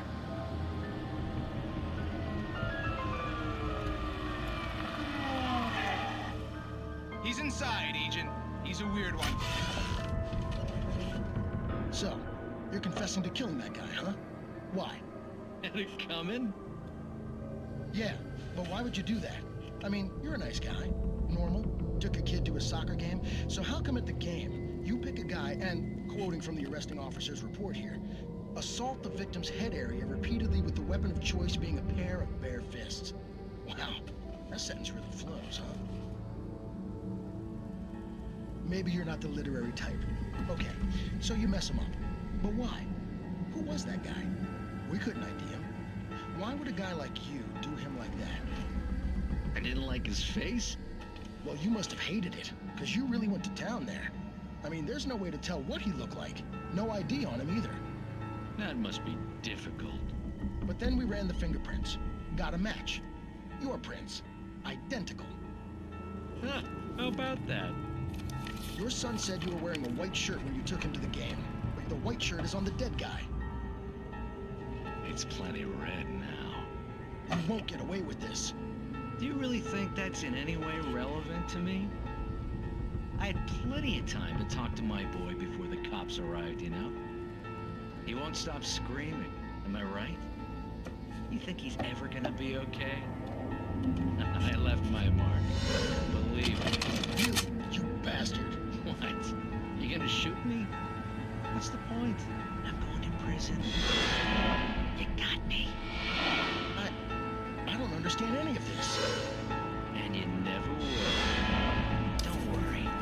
Maybe you'll see me again, Agent. Maybe in the mirror.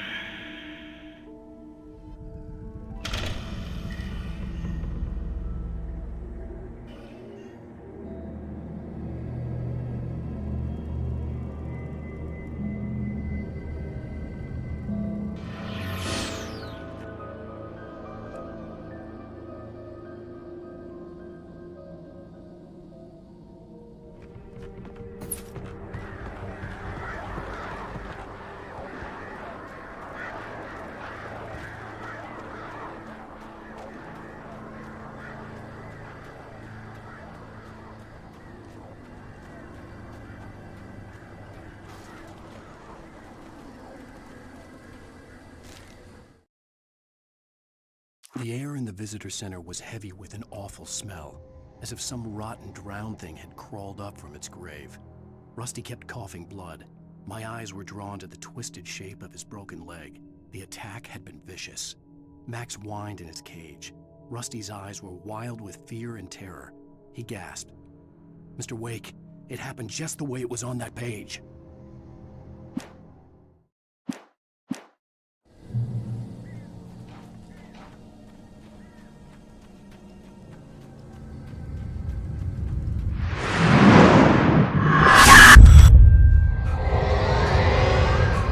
The vision left me weak.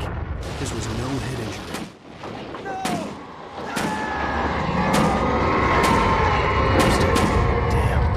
Rusty, hang on! Oh God! Coming! Please, help me!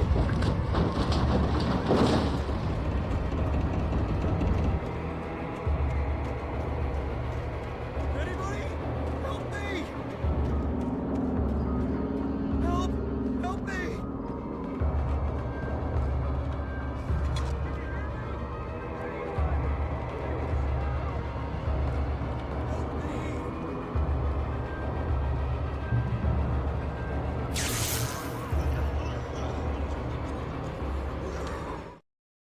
The visitor center was sturdy, but the impact turned the front of the building into splinters. Rusty was thrown across the lobby like a rag doll and hit the far wall hard. It didn't hurt until he tried to move and saw his leg bend the wrong way, felt the broken rib stabbing him on the inside. Rusty howled in pain and fear, suddenly afraid to die alone.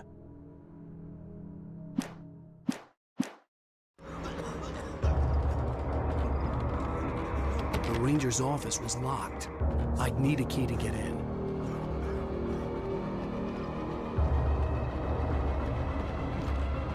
Hello? Back here! I'm back here! Mr. Wake? Oh, hell. It happened just the way it was on that page. I found. Came true. It knew. So dark. It'll come back for me. You must...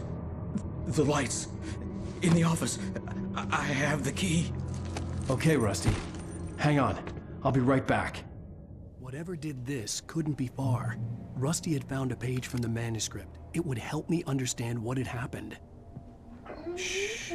Good boy.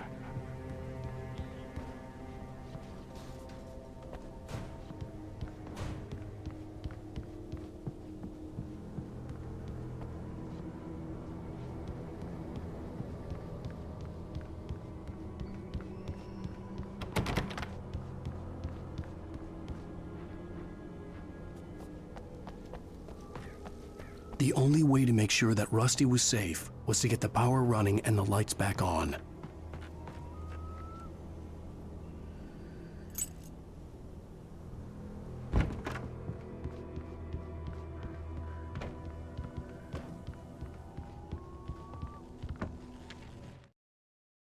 At the last instant, I changed direction and threw myself down. The axe splintered the trunk of a tree. I stumbled into the pool of bright light. My lungs burned. I was too exhausted to move. I tensed as I waited for the killing blow, but it never came. I raised my head. Nothing moved in the darkness beyond. For the moment, bathed in the cold light, I was safe.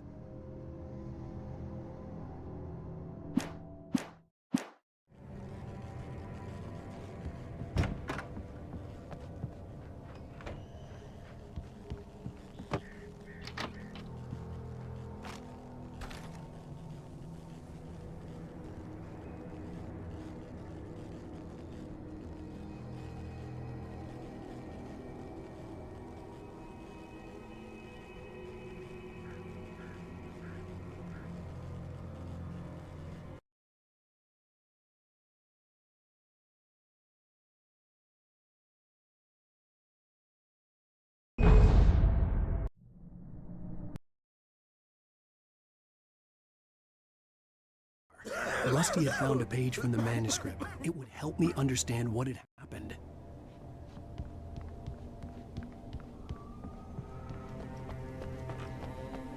The only way to make sure that Rusty was safe was to get the power running and the lights back on.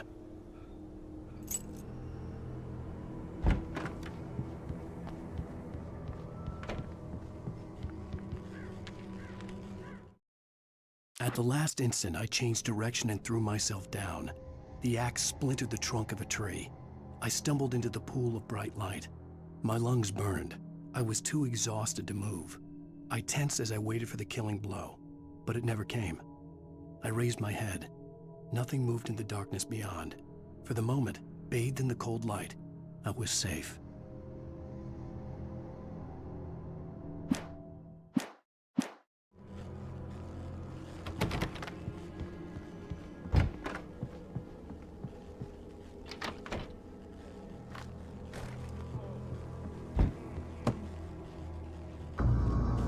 I was too late. Someone had destroyed the circuit breaker. There was no way to get the lights back on. Rusty! Rusty! The ground was covered with oily patches that looked like liquid darkness. Hunters need hunting licenses.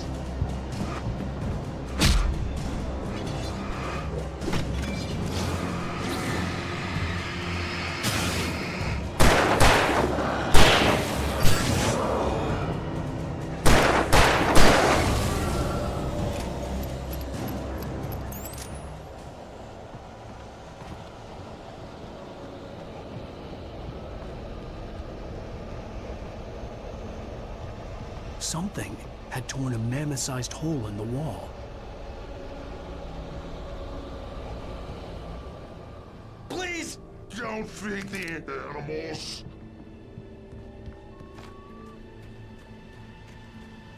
Fishing is only permitted for those prisoners who purchase a park fishing license. Obey! The park ranger's instructions. At all times. No! Never! You approach closer than 100 yards. Two bears and wolves never approach any other wildlife closer than 25 yards. Pets must be leashed. At all times. Never leave your pet unattended.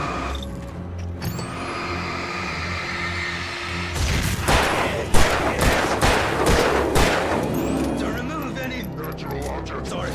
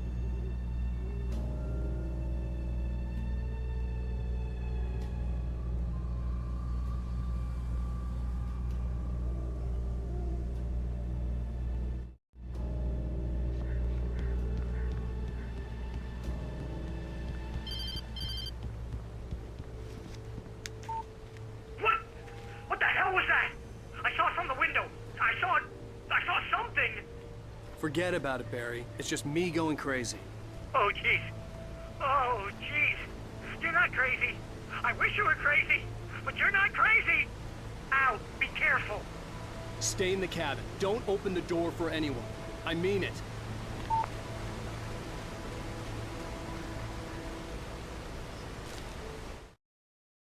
In that last instant of consciousness, Rusty thought about Rose. He was older than she was. Rose was barely out of her teens, but she made him feel young and forget what a train wreck his long-dead marriage had been. He still wore the ring. He'd been waiting for her to tell him to take it off. Now she never would.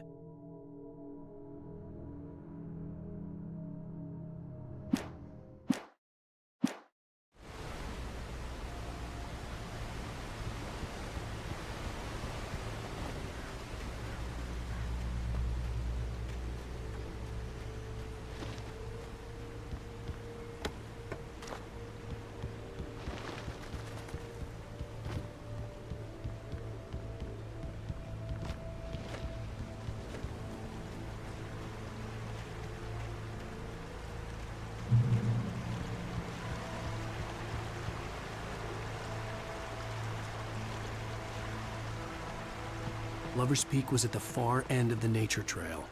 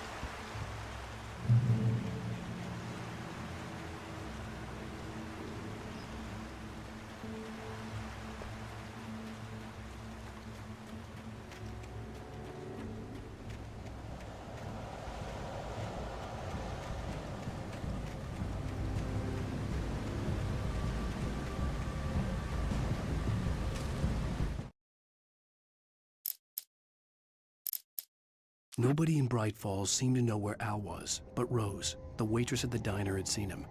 From what Barry could tell, Al pretty much fell off the face of the earth when he left the diner. Rose was just the kind of fan that Al hated, but she really tried to help. She was smart too, knew a lot about what was going on in the town, knew a lot about Al, even knew who Barry was. Barry liked her. That was no big surprise. When it came to women, Barry and Al rarely saw eye to eye.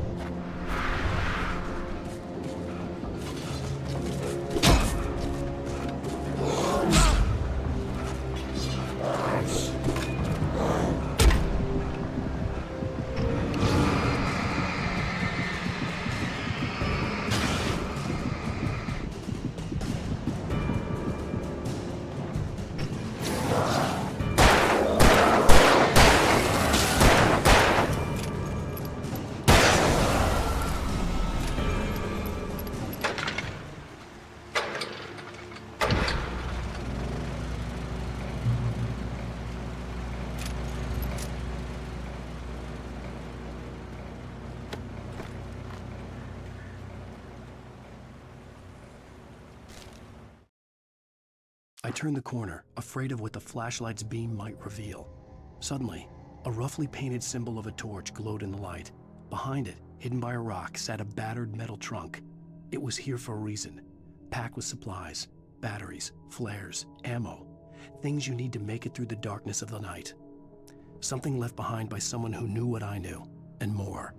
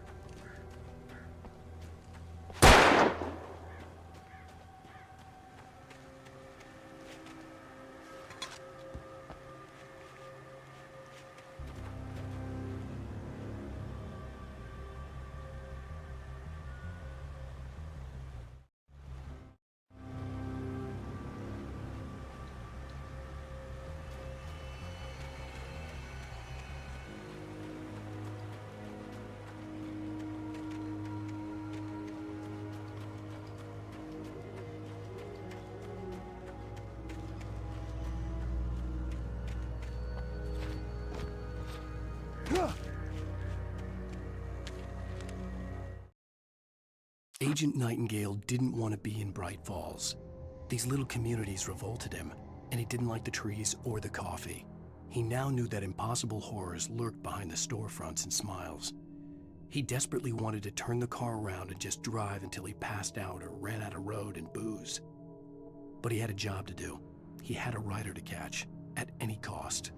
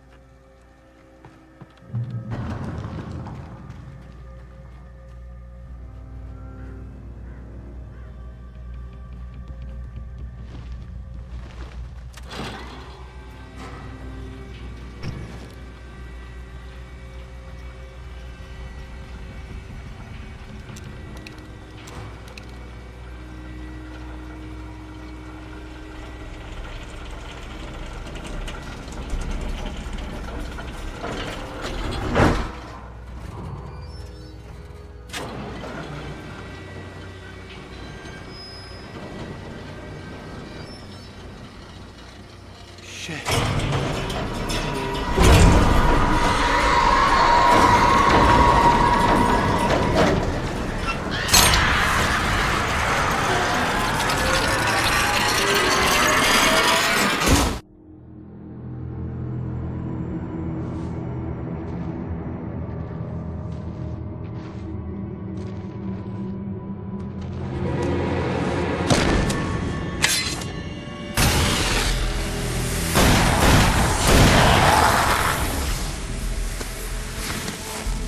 Come on, we gotta get moving. More of them coming. That flashlight's kid stuff. The flares will keep the bastards away.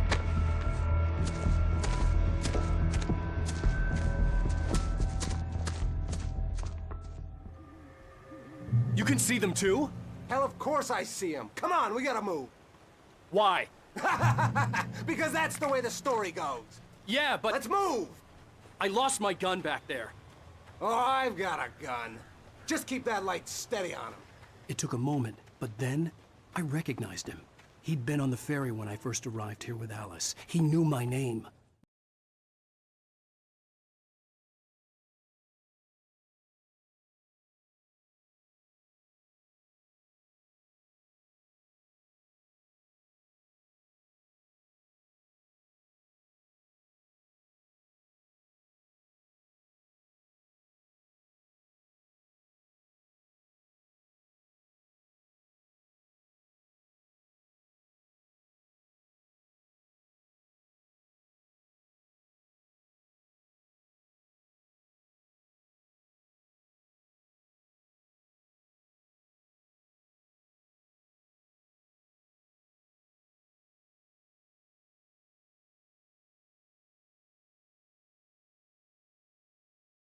We were headed in the direction of Lover's Peak. There was no way this was a coincidence. He was the kidnapper.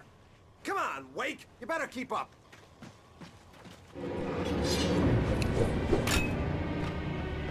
I got for you?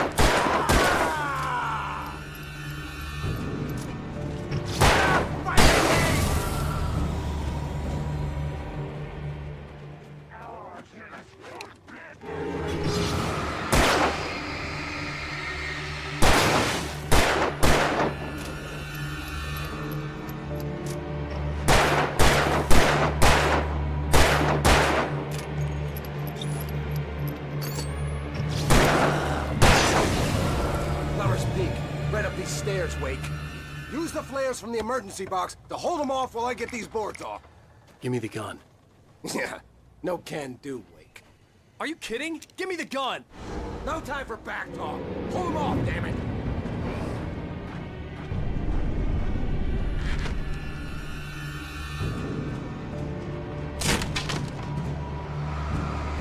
Just a little longer. Scare them off. Get some light on those bastards. That'll keep them off us.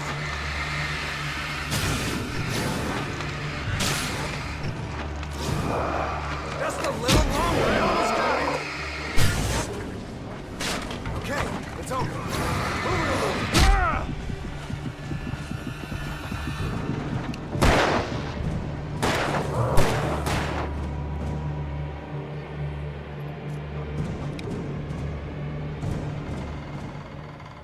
Oh, you feeling better now, Wake? All cozy and safe. Better get ready. They'll be on us soon.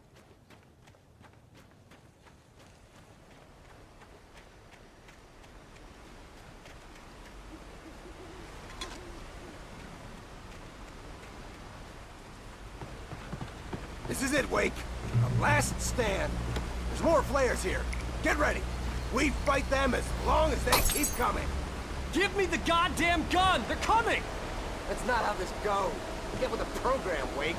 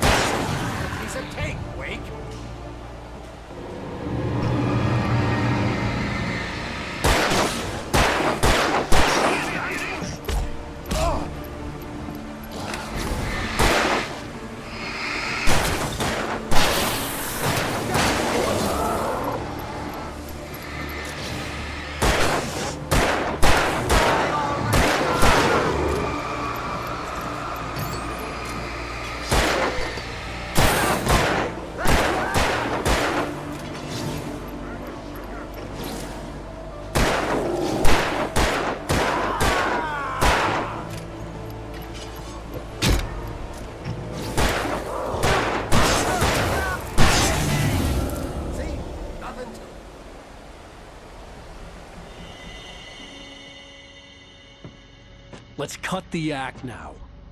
Where's my wife? I knew you were gonna say that. I read it all before. You're a hell of a writer. Congratulations. You're gonna bring about something glorious and terrible once we get you some proper editorial control. What the hell are you talking about? Where's Alice? I want the entire manuscript, or she's gonna suffer bad. You touch her up.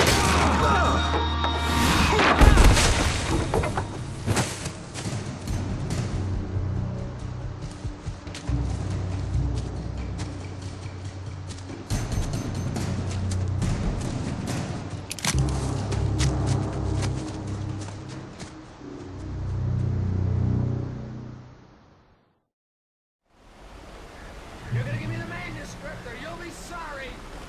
No! Come back here! I swear I'll kill you if you hurt Alice! Do you hear me? Come back here! He had Alice, and he wanted the manuscript because he thought it held some magical power. But I had no manuscript to give him.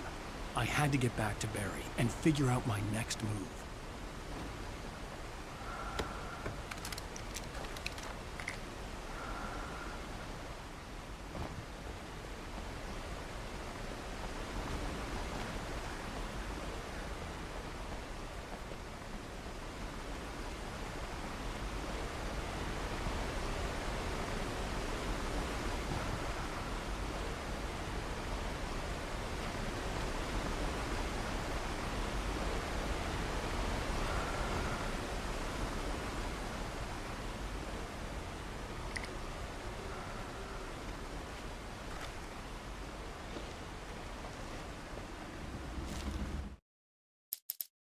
On more than one occasion, Alice had tried to explain to me how it felt to be afraid of the dark.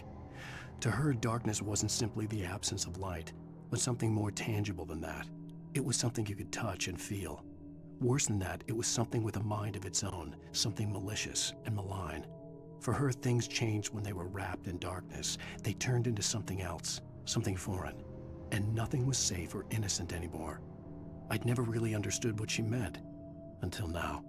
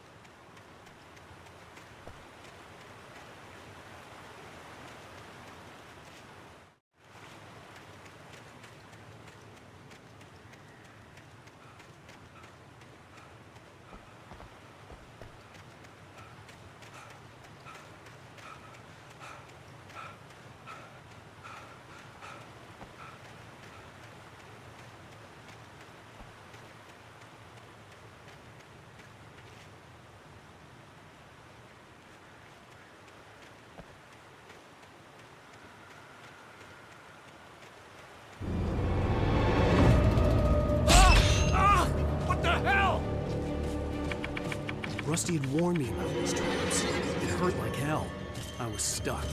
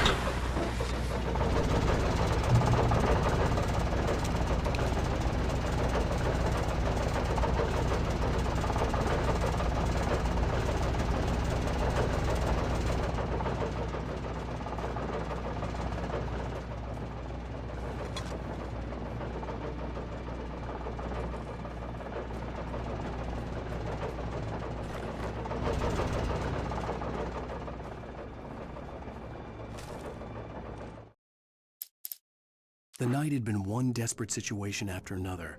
I was exhausted, and my body felt as though it had been chewed up and spat out.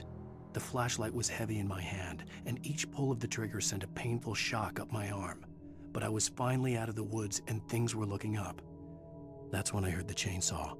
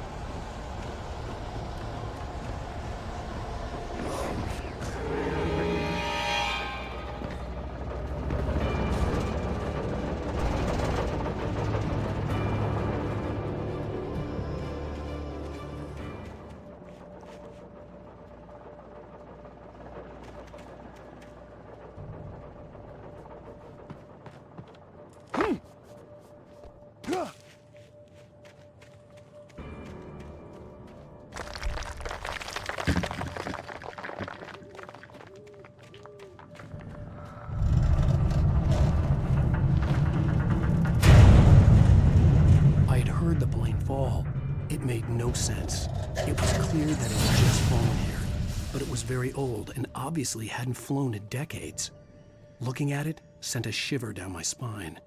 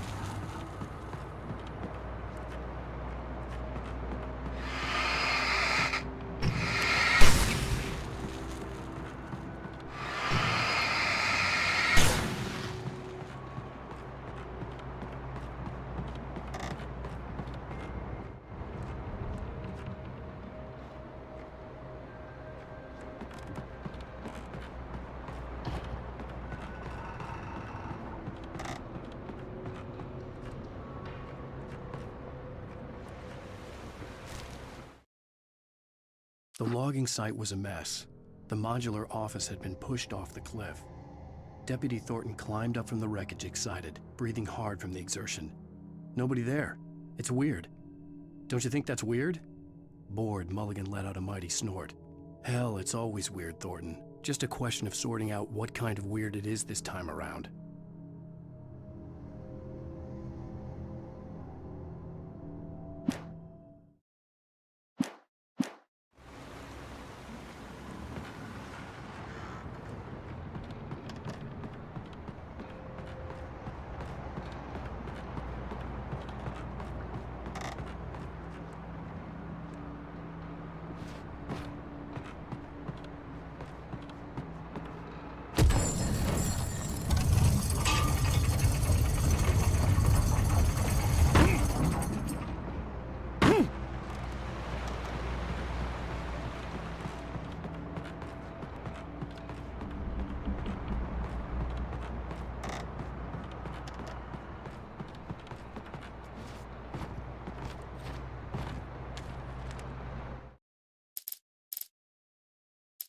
When Barry saw the darkness attack the visitor center, it made him a believer.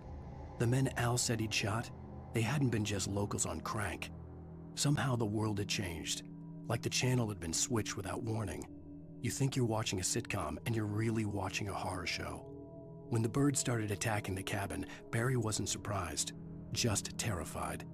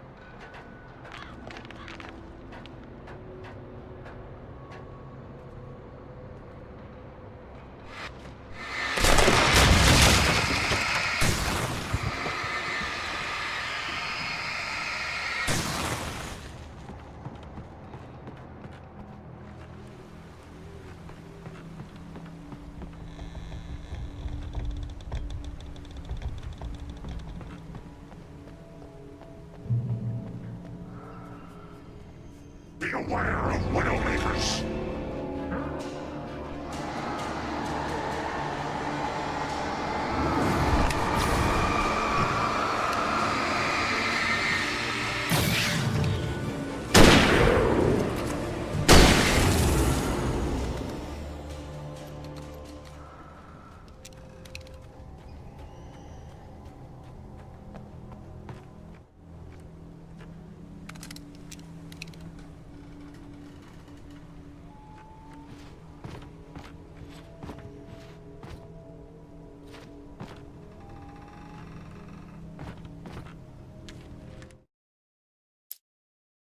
Shadows stirred and the wind picked up as I ran through the forest. I felt the dark presence turning its gaze toward me. Then the moonlight was blotted out by dark shadows that raced violently across the ground, moving too swiftly to be natural. Darkness gathered between the trees and melted again to reveal the Taken. No natural path had brought them here.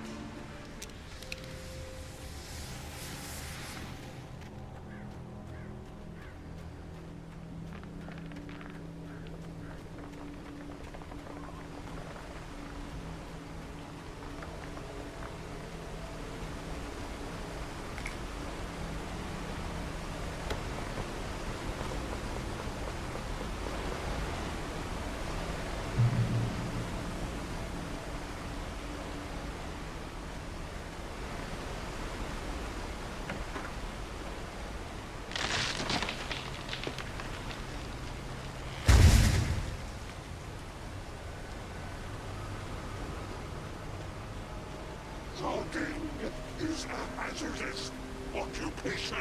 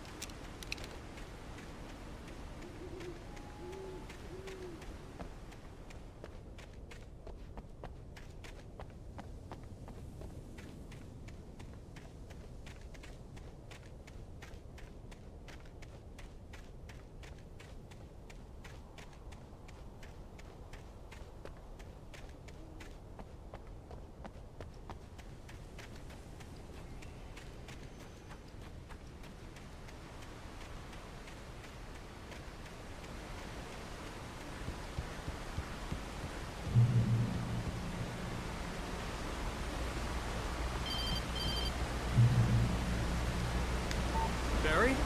Ow! The porch is covered with birds. They've got all Hitchcock on me. Stay out of sight. I'm on my way. Don't open the door. What am I, crazy? Stay hidden. I'll be there soon. Just make sure you keep the lights on.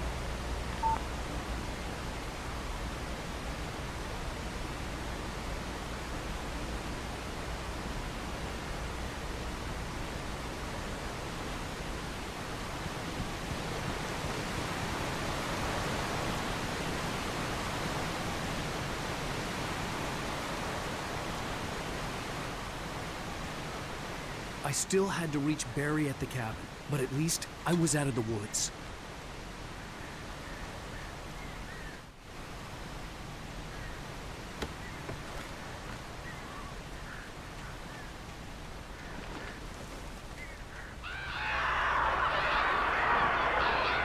I'd have to get the car from the locked garage. It would get me back to Barry faster, and the headlights were a welcome bonus.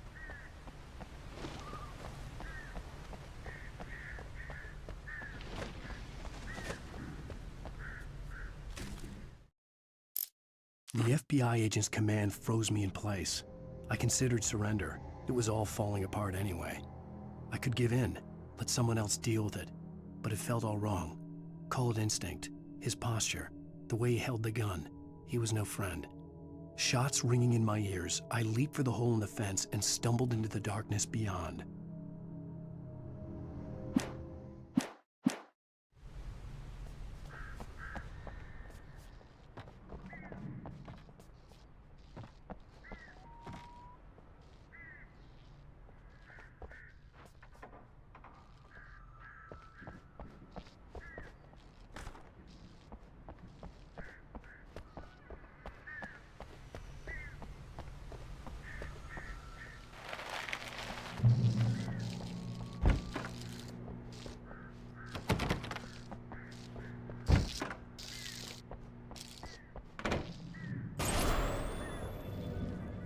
A story is not a machine that does what you tell it. A story is a beast with a life of its own. You can create it, shape it, but as the story grows, it starts wanting things of its own. Change one thing and you set off a chain reaction of events that spreads through the whole thing. The characters have to be true to themselves. The events need to follow a logic that fits the story. A single flaw and the magic is gone. The story dies. Alice dies.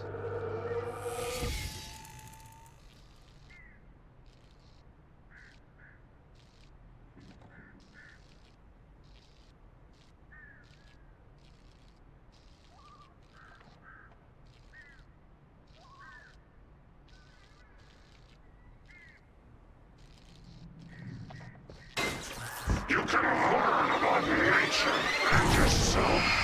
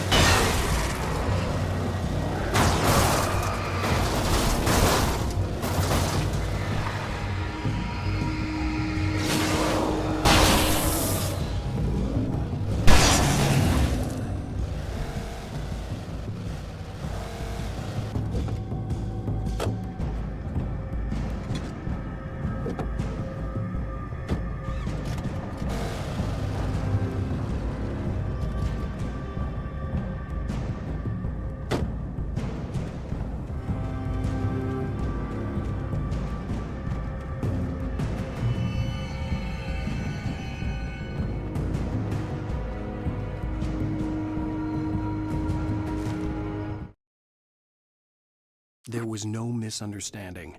Cauldron Lake was where Alice and I had stayed, but there was no cabin and no island. I was missing a week. What had happened to me? What had happened to Alice? I had to get her back. I couldn't face life without her.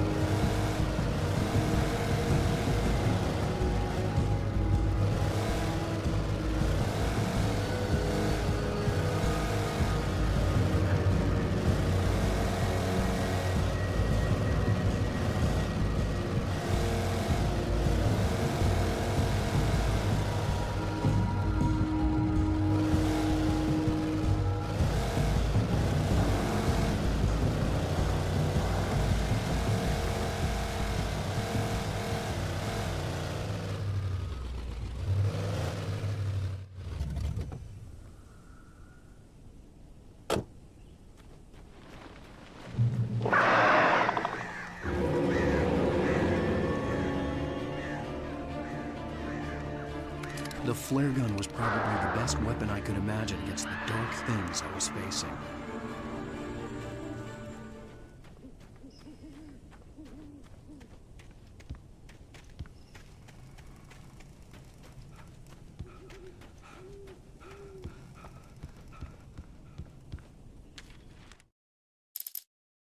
Rose knew that Rusty was in love with her, and she liked him too. She liked him a lot. He taught her to dance, and life had certainly taught her the value of a man who was gentle. He treated her well, made her smile, made her feel good. But Rusty wasn't the prince of her dreams, and that tended to underline the unbearable truth. She was no closer to that Hollywood magic than he was.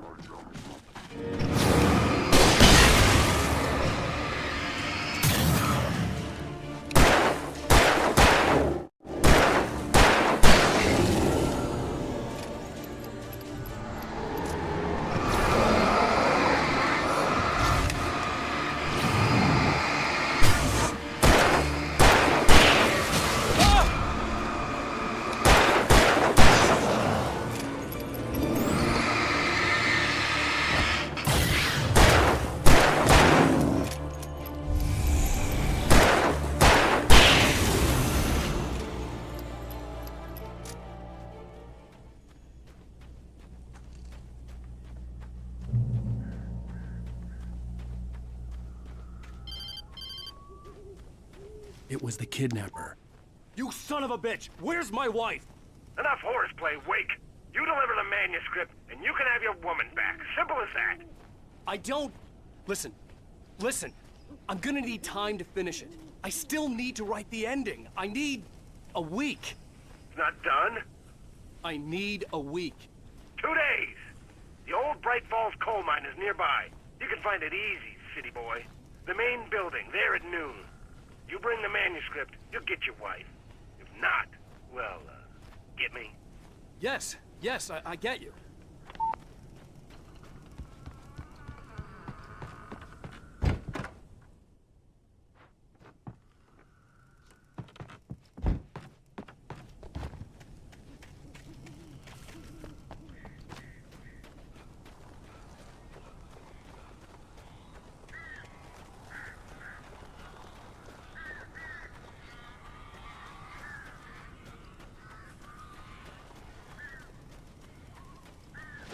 Barry had talked about birds over the phone.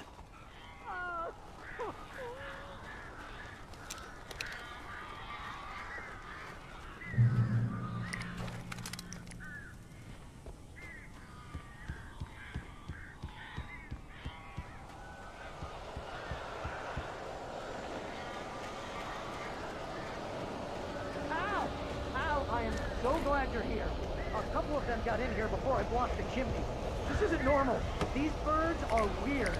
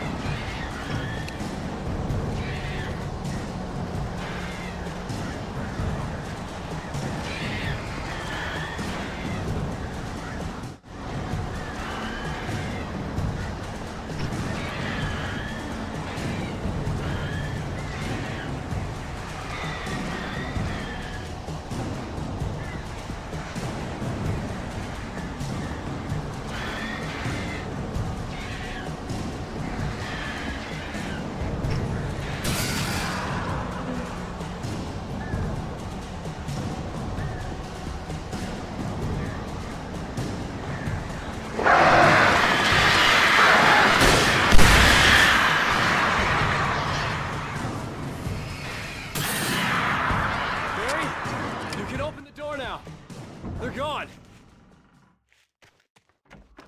Hey, Al. I'm sorry for thinking you were having a psychotic episode, man. I sent Barry to the town to ask around about a man fitting the kidnapper's description. He'd go through the archives of the local paper. Perhaps he could learn something. Anything about the island and the cabin that had disappeared. The man wanted a manuscript. I had to try to write him one to get Alice back.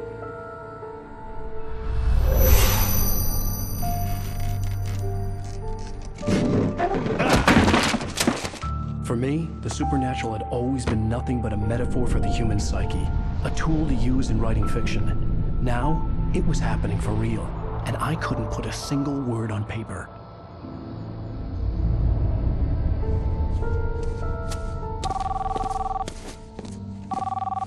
Barry Wheeler speaking. This is Rose. Rose? I found Mr. Wake's pages. Oh, you sweet, brilliant girl. Could you and Mr. Wake come get them? I live in the trailer park outside the town. We'll be there in less than an hour. Bye now. See you soon. Have a great day. Hope you come back soon. Welcome to the Oh Dear Diner. Good girl.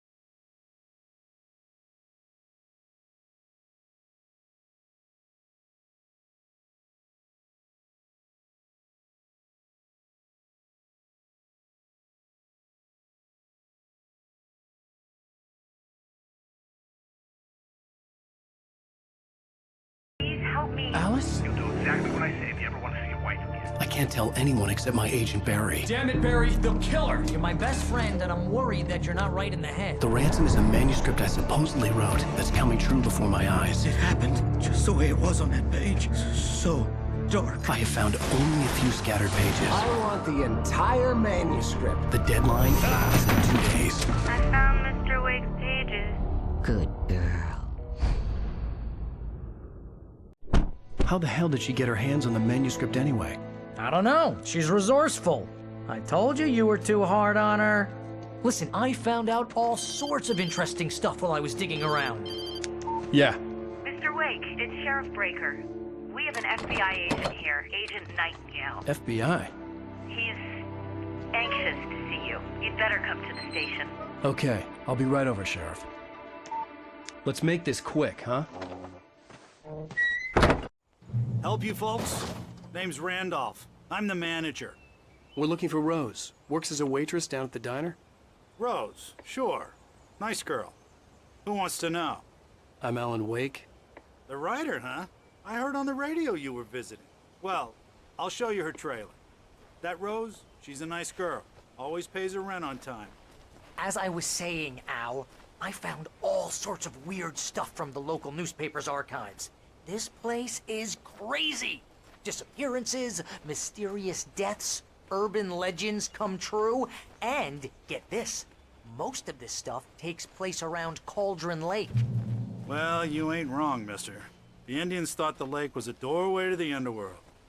I'm the God-fearing type myself. I don't hold with that sort of thing. Yeah, okay. Anyway, there was an island there owned by a guy called Thomas Zane.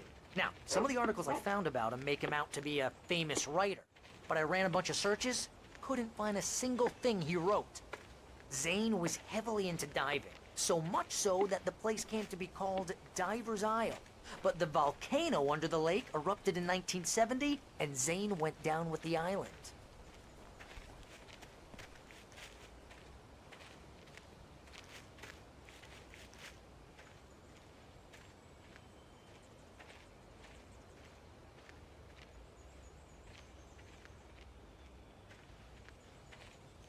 It gets better.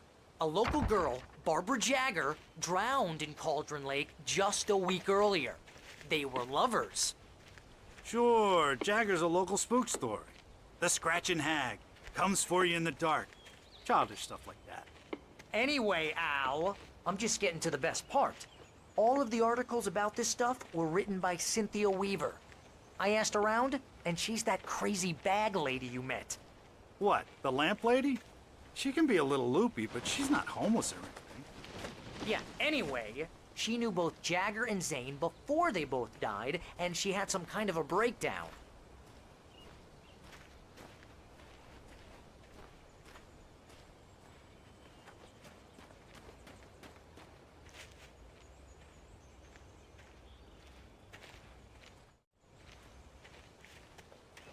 Well, mister, this here's Rose's trailer.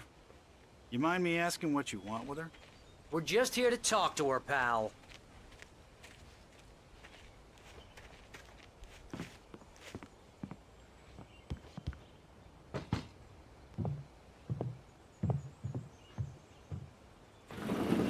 Welcome to... Oh dear.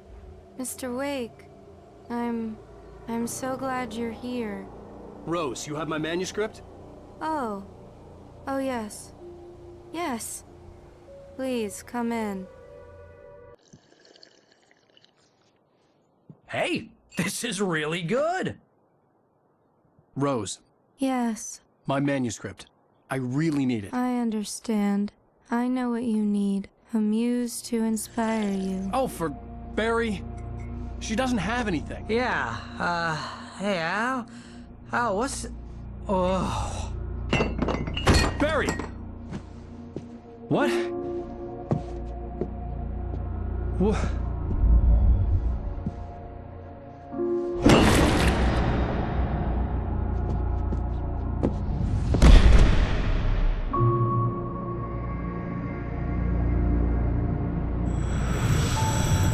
It's coming for you, hiding in my barber's skin. I'm too weak to stop it. You must turn the lights on. I promised I'd come visit you and your lovely wife. You must finish what you started. I insist. You must turn the lights on. Turn the light on. Back to work, boy.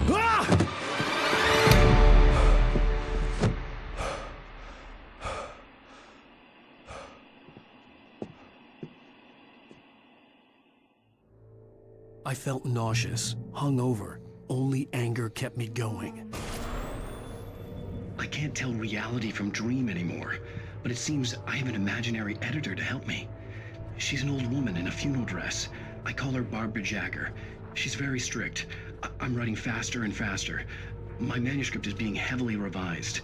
The edits are getting very aggressive, and each day there's less of me and more of her. I hate it, but I know she's right. She promises me I can save Alice this way. She knows more of this than I do. About the complex incantation I'm attempting. About this place. She's worked with another writer under similar circumstances, Thomas Zane. The genre of the story seems to be shifting. It's turning into a horror story. I'm getting close. I can feel it.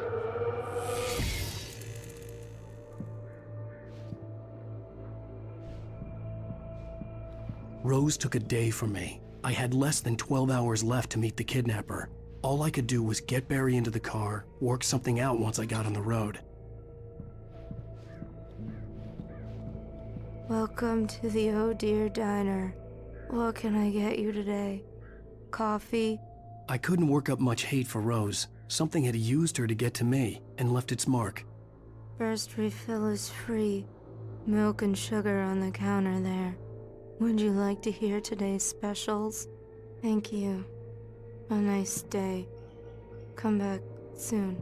Barry was out of it. He was way too heavy to carry. You're right. I deserve more money. I'm so handsome.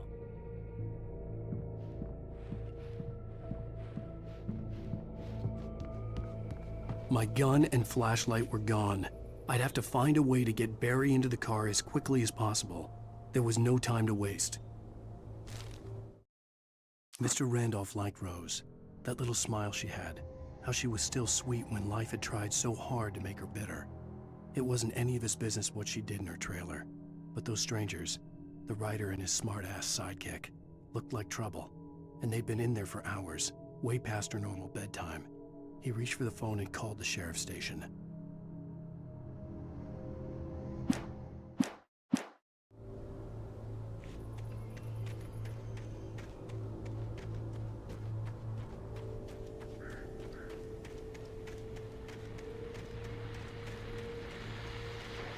I just stepped outside to catch a breath of fresh air, and let me tell you, the weather's getting heavy. Nights like this make me especially glad I'm here talking to you and not home in bed. Once the weather takes a turn like this, I can't sleep at all. It's all tangled bed sheets and dark thoughts, punctuated by the occasional plunge into nightmare. Is it just me? Well, perhaps it is. But I hope I can make the night a little bit easier to get through. Caller, you're on KBF FM. Hey, Pat, it's Walt Snyder. What's on your mind, Walt? Well, I ain't the way you are, but, well, I can't sleep either, you know? I just been staring out the window here, trying to make sense of it all, but, I ain't been drinking either, you know? I just... Well, you sound like a man with a problem, Walt. I had argument with Danny. You know, Danny, and, then I got in trouble with the law, you know, and, I'm just, well... I heard something like that, Walt. Yeah, well, you know, Danny's my best friend, and, they let me on bail today. And now I'm just alone here at the window, you know, waiting. Man, and there's something in the air tonight, man. I was just outside looking up at the sky above our broadcast tower thinking the same thing. What are you waiting for, Walt? I don't know. You know, something's gonna happen. You know, I think I better go. Well, Walt, maybe... No, thanks, Pat. Well, good luck to you, Walt. Hang in there. Let's take a little break, folks. This weather's really something else, huh? How can I be sure you will walk away? Why do look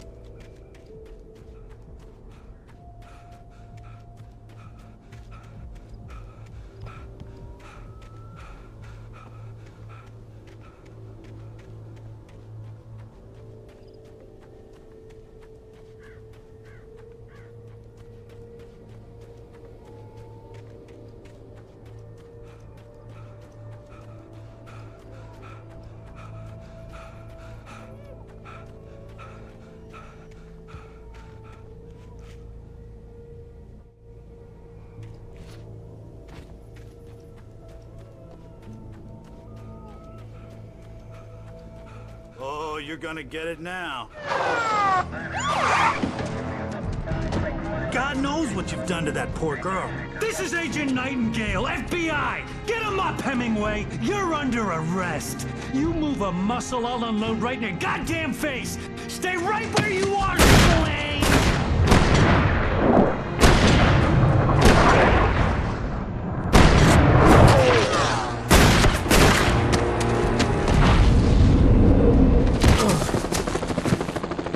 What are?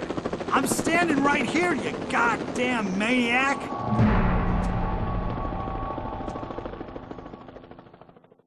I hated to leave Barry behind, but there was no way I'd miss my appointment with the kidnapper. Give it up, Mr. Wake. Come on. Take it easy on him. Get after him. Don't let him get away. Move it, move it, move it. I'll have your shot if you let him get away.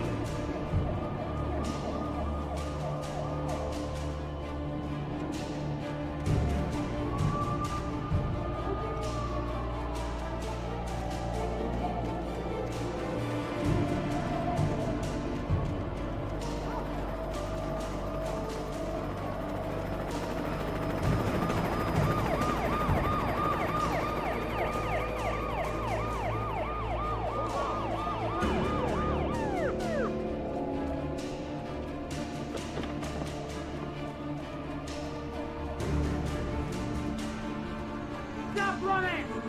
There he goes! Okay, men. Keep your eyes peeled. He's gonna try to make it through here.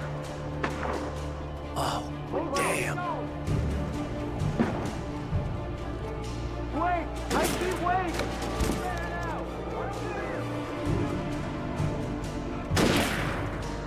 Where is he? Wait!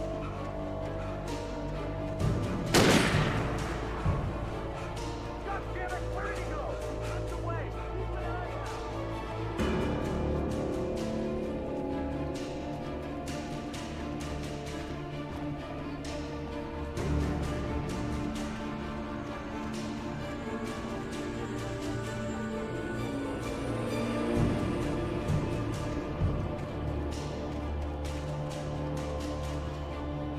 He's gone.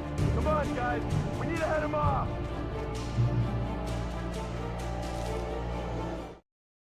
For decades, the darkness that wore Barbara Jagger's skin slept fitfully in the dark place that was its home and prison. It was hungry and in pain. It dreamed of its nights of glory when the poet's writing had called it from the depths and given it a brief, terrible taste of power and freedom. The rock stars had stirred it from the deep sleep the poet had sunk it back to in the end. When it sensed the writer on the ferry, it opened its eyes.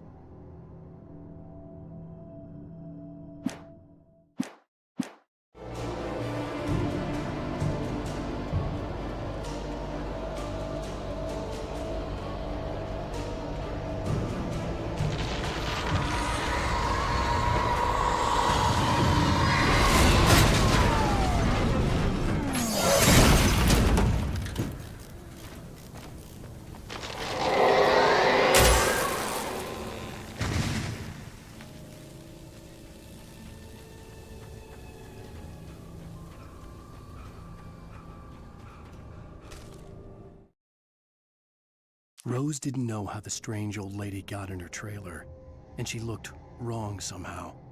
The woman showed her teeth in an approximation of a smile and traced a finger down Rose's cheek. "Pretty girl," she said. Rose felt as if she was falling asleep, but her knees didn't buckle. The crone spoke in a whisper, her words ice cold and dark in Rose's ear.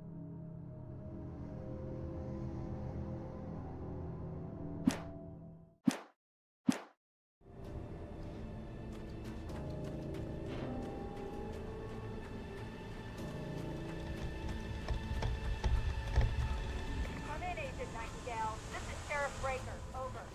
Nightingale, over. What on earth is going on? My deputies tell me you fired at Wake and he didn't have a gun. You almost hit a civilian instead. Over. Sheriff, Wake's running. I'm giving chase. I don't have time for this. Well, make the time. You can't just go shooting at people in my town. Over. I'm a federal agent pursuing a fugitive. You want to discuss my methods, Sheriff? Make an appointment. Over. You stay right where you are, Agent Nightingale. I'm on my way. Out.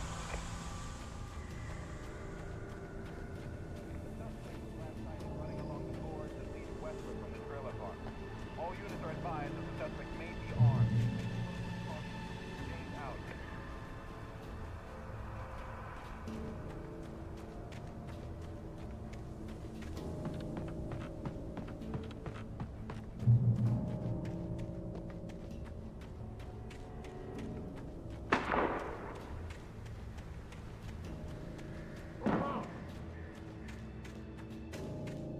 Search the area.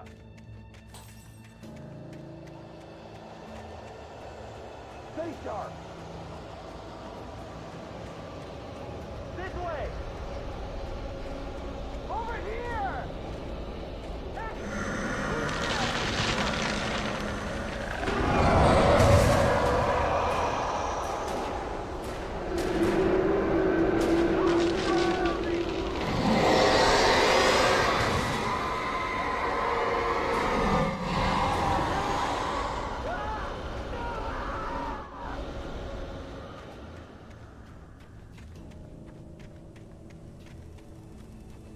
This horror was everywhere I went, circling me. The cops didn't stand a chance. They were after a writer, not a monster.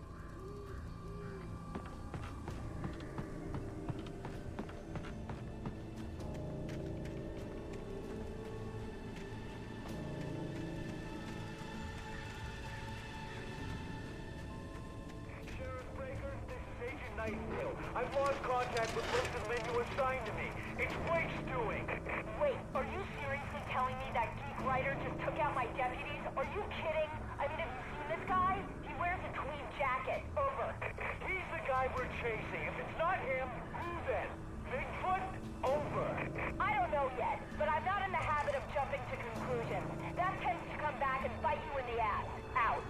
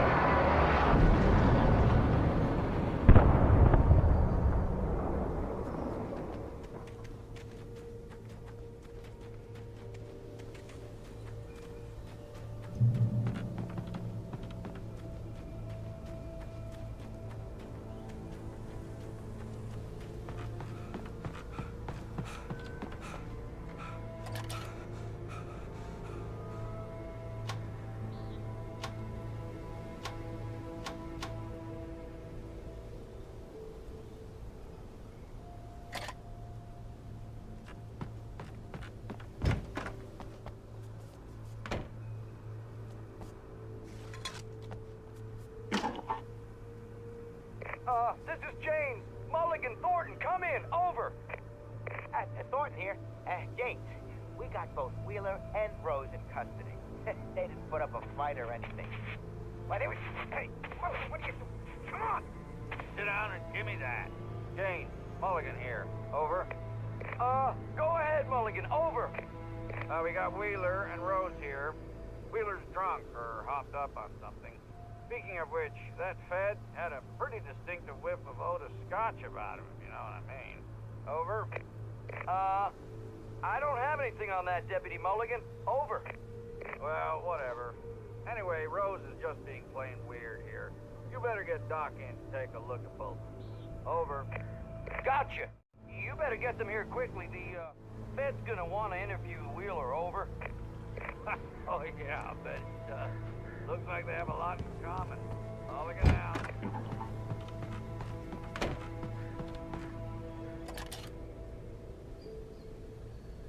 I could see the lights of the radio station in the distance.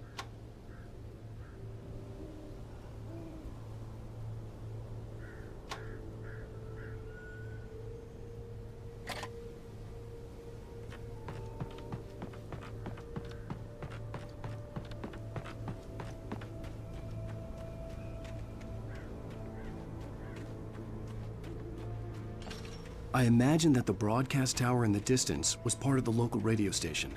Maine seemed like a decent guy. Perhaps he could give me directions to the coal mine.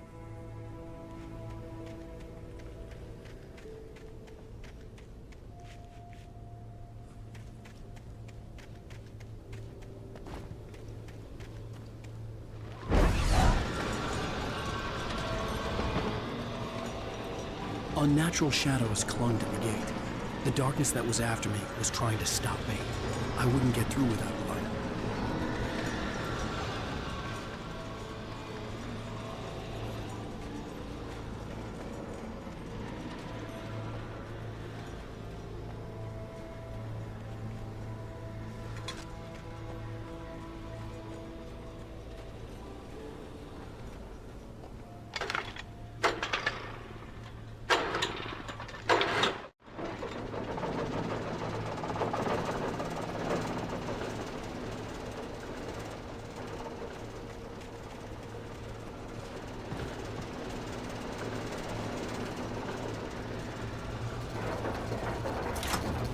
The old generator conked out. I'd have to see if I could fix it and try again.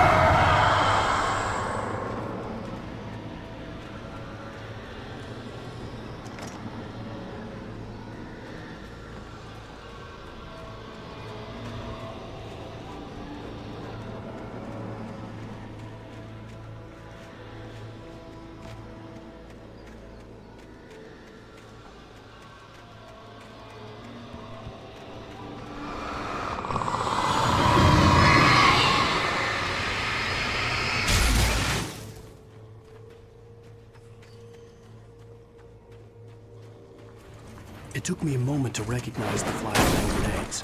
They were an ideal weapon for my situation. Team 1, come in. Over. Team 1, this is Sheriff Breaker. Report. Over. Team 2, come in. I need a report. Over. Come on, guys. Talk to me. Come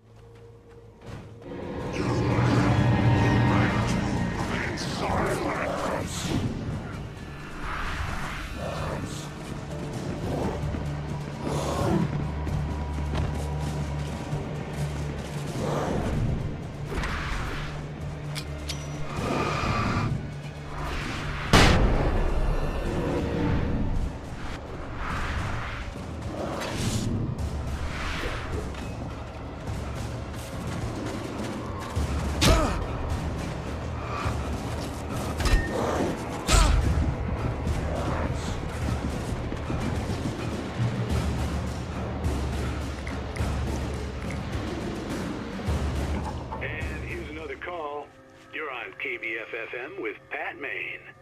It's Milt Peabody, Pat. What's on your mind, Milt? Well, I live near the trailer park, Pat, and there's a big ruckus going on over there. Well, that's just up the road from me, too. What's going on, do you know? I don't know, but there's a bunch of police cars there, lots of sirens, a helicopter buzzing around, and I think I heard some gunshots. Gunshots? Yes, sir, like from a pistol. So can you find out what's going on? Because it's just next door and they're popping off guns there. They're still shooting? No, it was maybe 10, 15 minutes ago. It sounds serious, Pat. I'm telling you, it don't sound like no party. I'm certainly going to give the station a call, Milt. Okay. You'll hear it here as soon as I hear from them. Okay, thanks.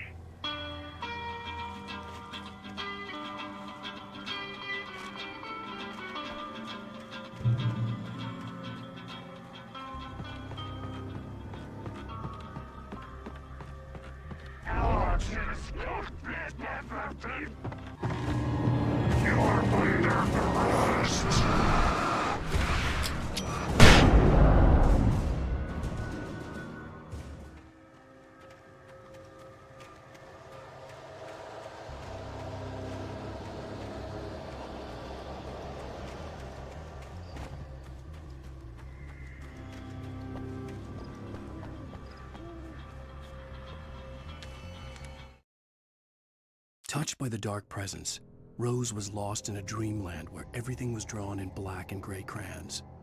The old lady had promised her that all her wishes would come true. She would be Alan Wake's muse. She was smiling so hard it hurt her face. She crushed a bottle full of sleeping pills into the coffee. Deep down inside, she was screaming in terror.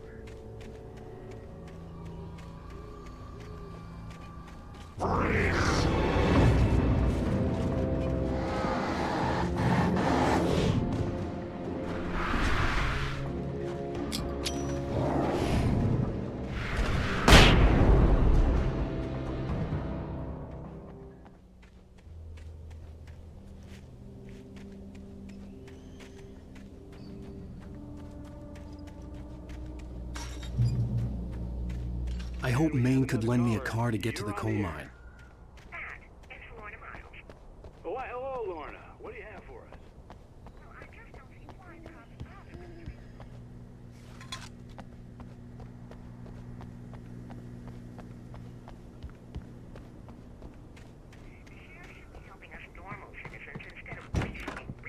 On those people. Well, let the trash sort themselves out. I'm sorry, but my granddaddy settled in Bright Falls in 1911. Well, thank you very much for that compassionate viewpoint, Lorna. Oh, here's a little surprise. The famous writer Alan Wake just walked in. Folks, I'm going to see if I can talk him into an interview. Come on in, Mr. Wake. Oh, I'm so glad you could find the time to do this, Mr. Wake. Nowhere to run now, Dan Brown. You back away from me. Don't hurt. Whoa. Everyone calm down. Put the gun down. We're all friends here, right? Cool your jets, Nightingale. We got him. Judas Priest! What the hell's the matter with you? There's a civilian in there.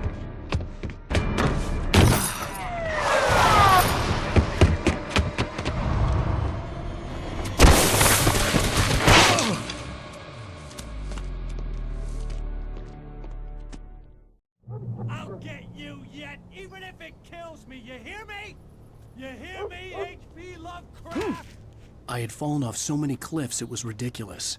That's what you get for naming a book The Sudden Stop.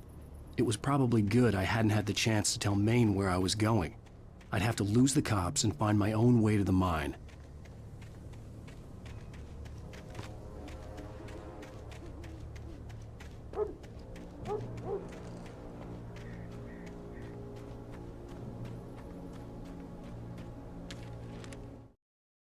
Nightingale stared through the broken studio window into the dark woods. He turned around, started to walk out, but Maine grabbed his arm. "Young man, you almost shot me. You don't shoot off rounds at people like that. What's the matter with you?" Nightingale shook his arm free, marched out. His cheeks burned with rage and humiliation.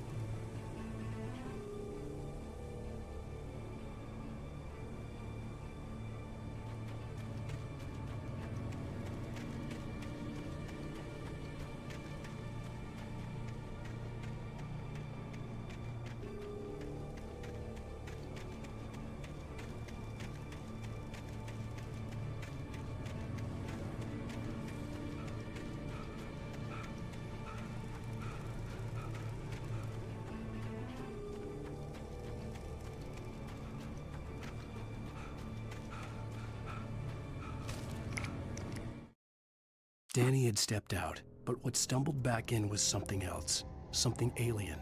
A monster. Walter tried to kill it, first with his fists, then a chair. It wouldn't die. Instead, it kept coming, unaffected by the beating it had taken. After Walter managed to kick it down the cellar stairs, fear took over. He ran, got behind the wheel, gunned the engine. The booze wouldn't make him forget, but he knew he had to try.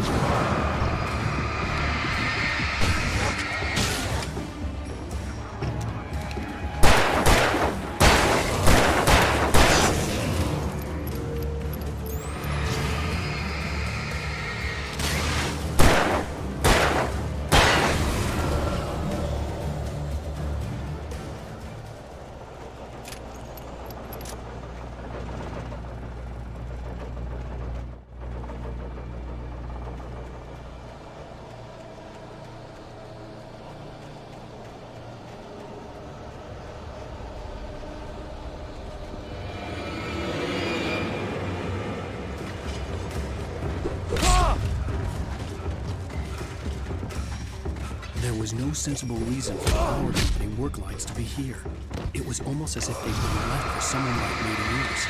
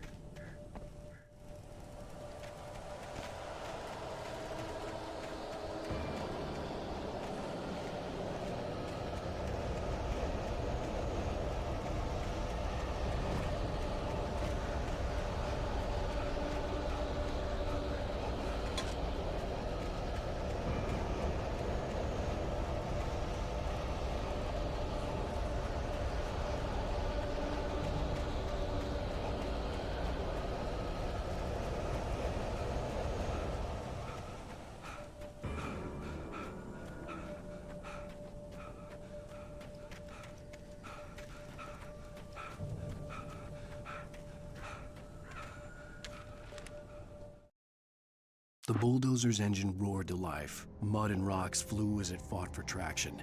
It crashed through the concrete wall and landed heavily in the yard.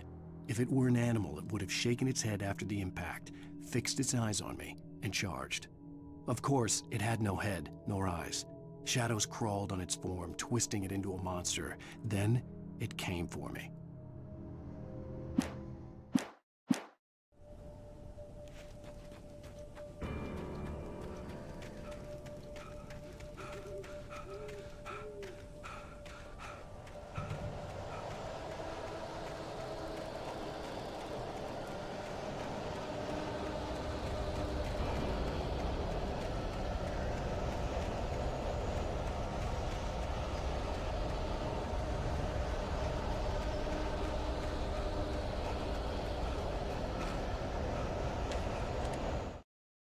Sarah trusted her gut, and her gut said Agent Nightingale was an asshole.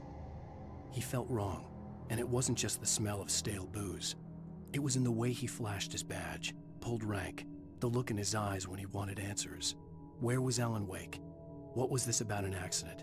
Where was his wife? And most importantly, why did she let Wake go? He wouldn't answer her questions. Federal business was all he'd say.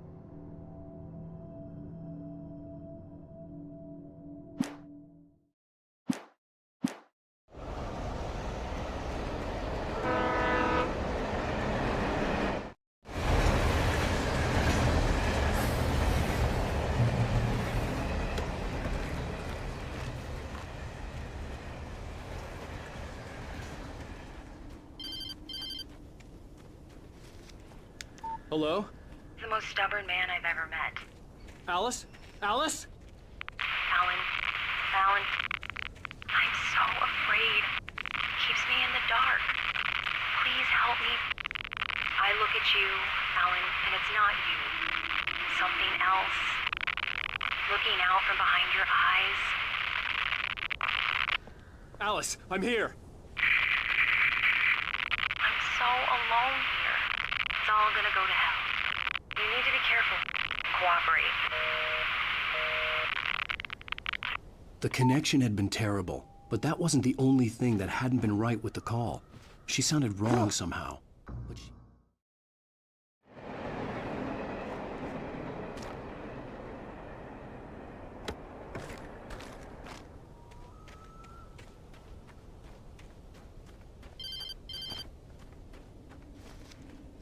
Hello?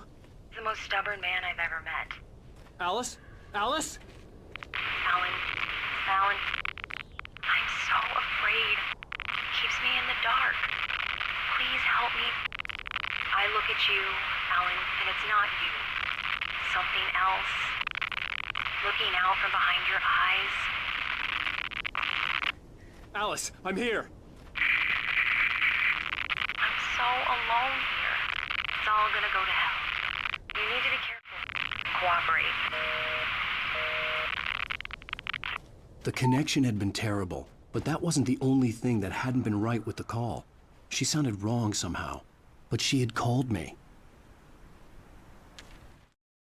The pipe wrenched itself loose from the bridge's steel framework. Wrapped in darkness, it floated in midair, twitching. For a moment, I didn't understand what I was looking at. The heavy object lurched at me with impossible force. I threw myself out of the way, but just barely. When I turned my flashlight on it, it shook in a dark rage before it flew at me again.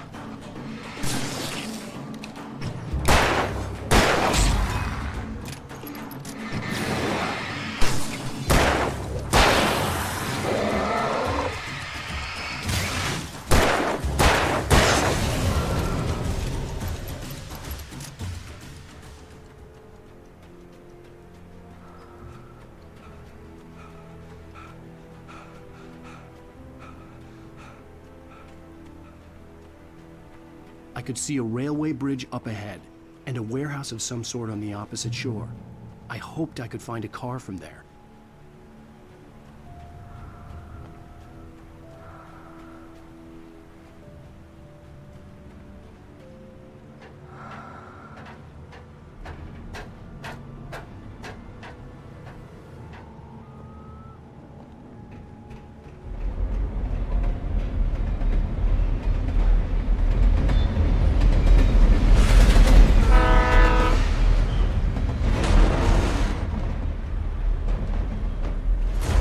That was pursuing me was growing stronger, and it was taking over everything in its path.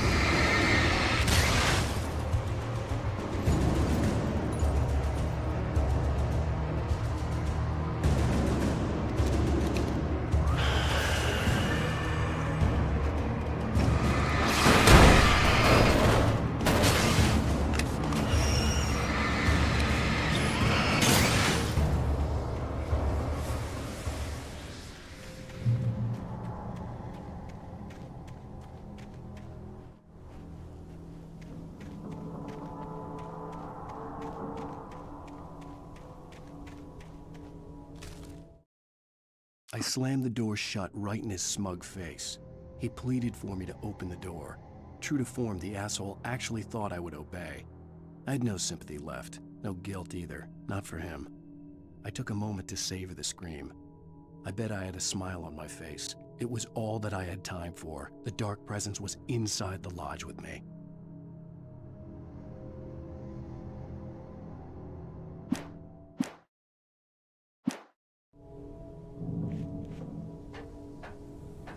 As a teenager, just starting to get interested in writing, Stephen King had been a source of inspiration to me. I thought about all the inanimate objects that had come to life in his books. No one is safe in a good horror story. Certainly not the protagonist. That's what makes them fun. This was anything but. The darkness could possess anything, and it was getting closer.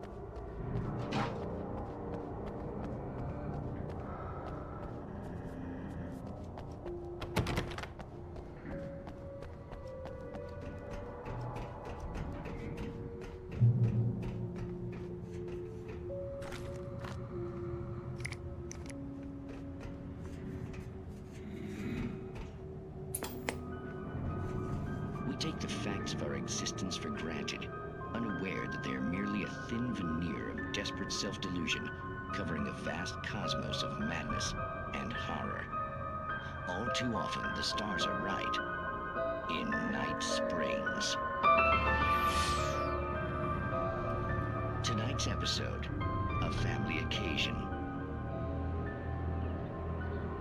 Journalist Alvin Derleth's trip to study the local customs of an insular community in Night Springs has been less than successful. Until tonight. Well, I'm glad you changed your minds about this. Ancient customs, local mythology. My editor loves this kind of stuff. Well, Mr. Derleth, we don't want to feel like we're on exhibition, but you have demonstrated the seriousness of your intent. Oh, I am serious. Really, just do your thing. I'll stay out of your way and observe. Actually, I thought you could assist us. I'm afraid we are a man short. It would provide you with an intimate perspective. Could I really? Of course, Mr. Derleth. Well, I guess that's the least What would I have to do? Oh, here. Let me show you with a kiss.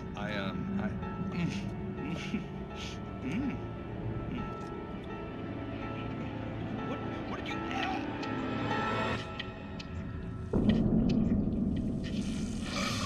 Oh, Mr. Derleth, you have well pleased Nixie Perka, the dweller in flesh. Your body shall host his 1,000 young, and all shall be glory.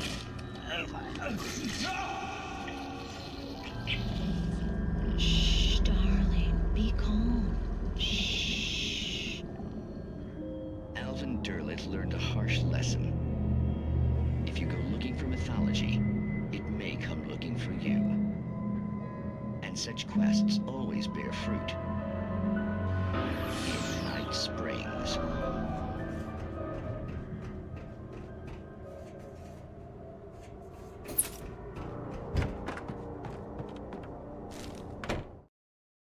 The darkness surged towards me, sucking everything loose from the ground into its depths, tugging at my clothes. I saw the flare the kidnapper had dropped and threw myself towards it just as I felt my feet leave the ground. The darkness embraced me with the force of a tornado. Somehow I managed to light the flare. The darkness roared and cast me away. I fell toward the dark waters of the lake far below.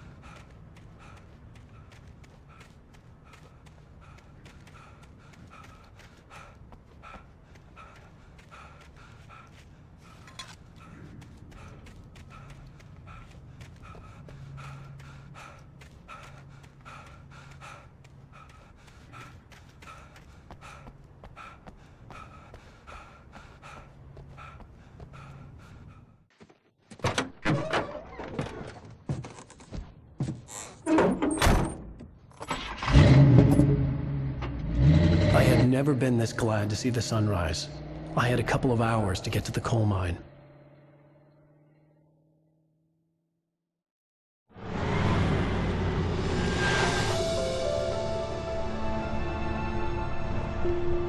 The coal mine wasn't far now.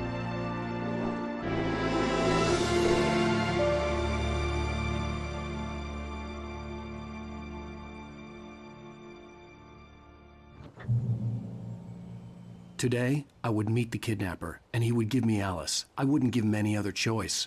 A drowning man will clutch at a straw.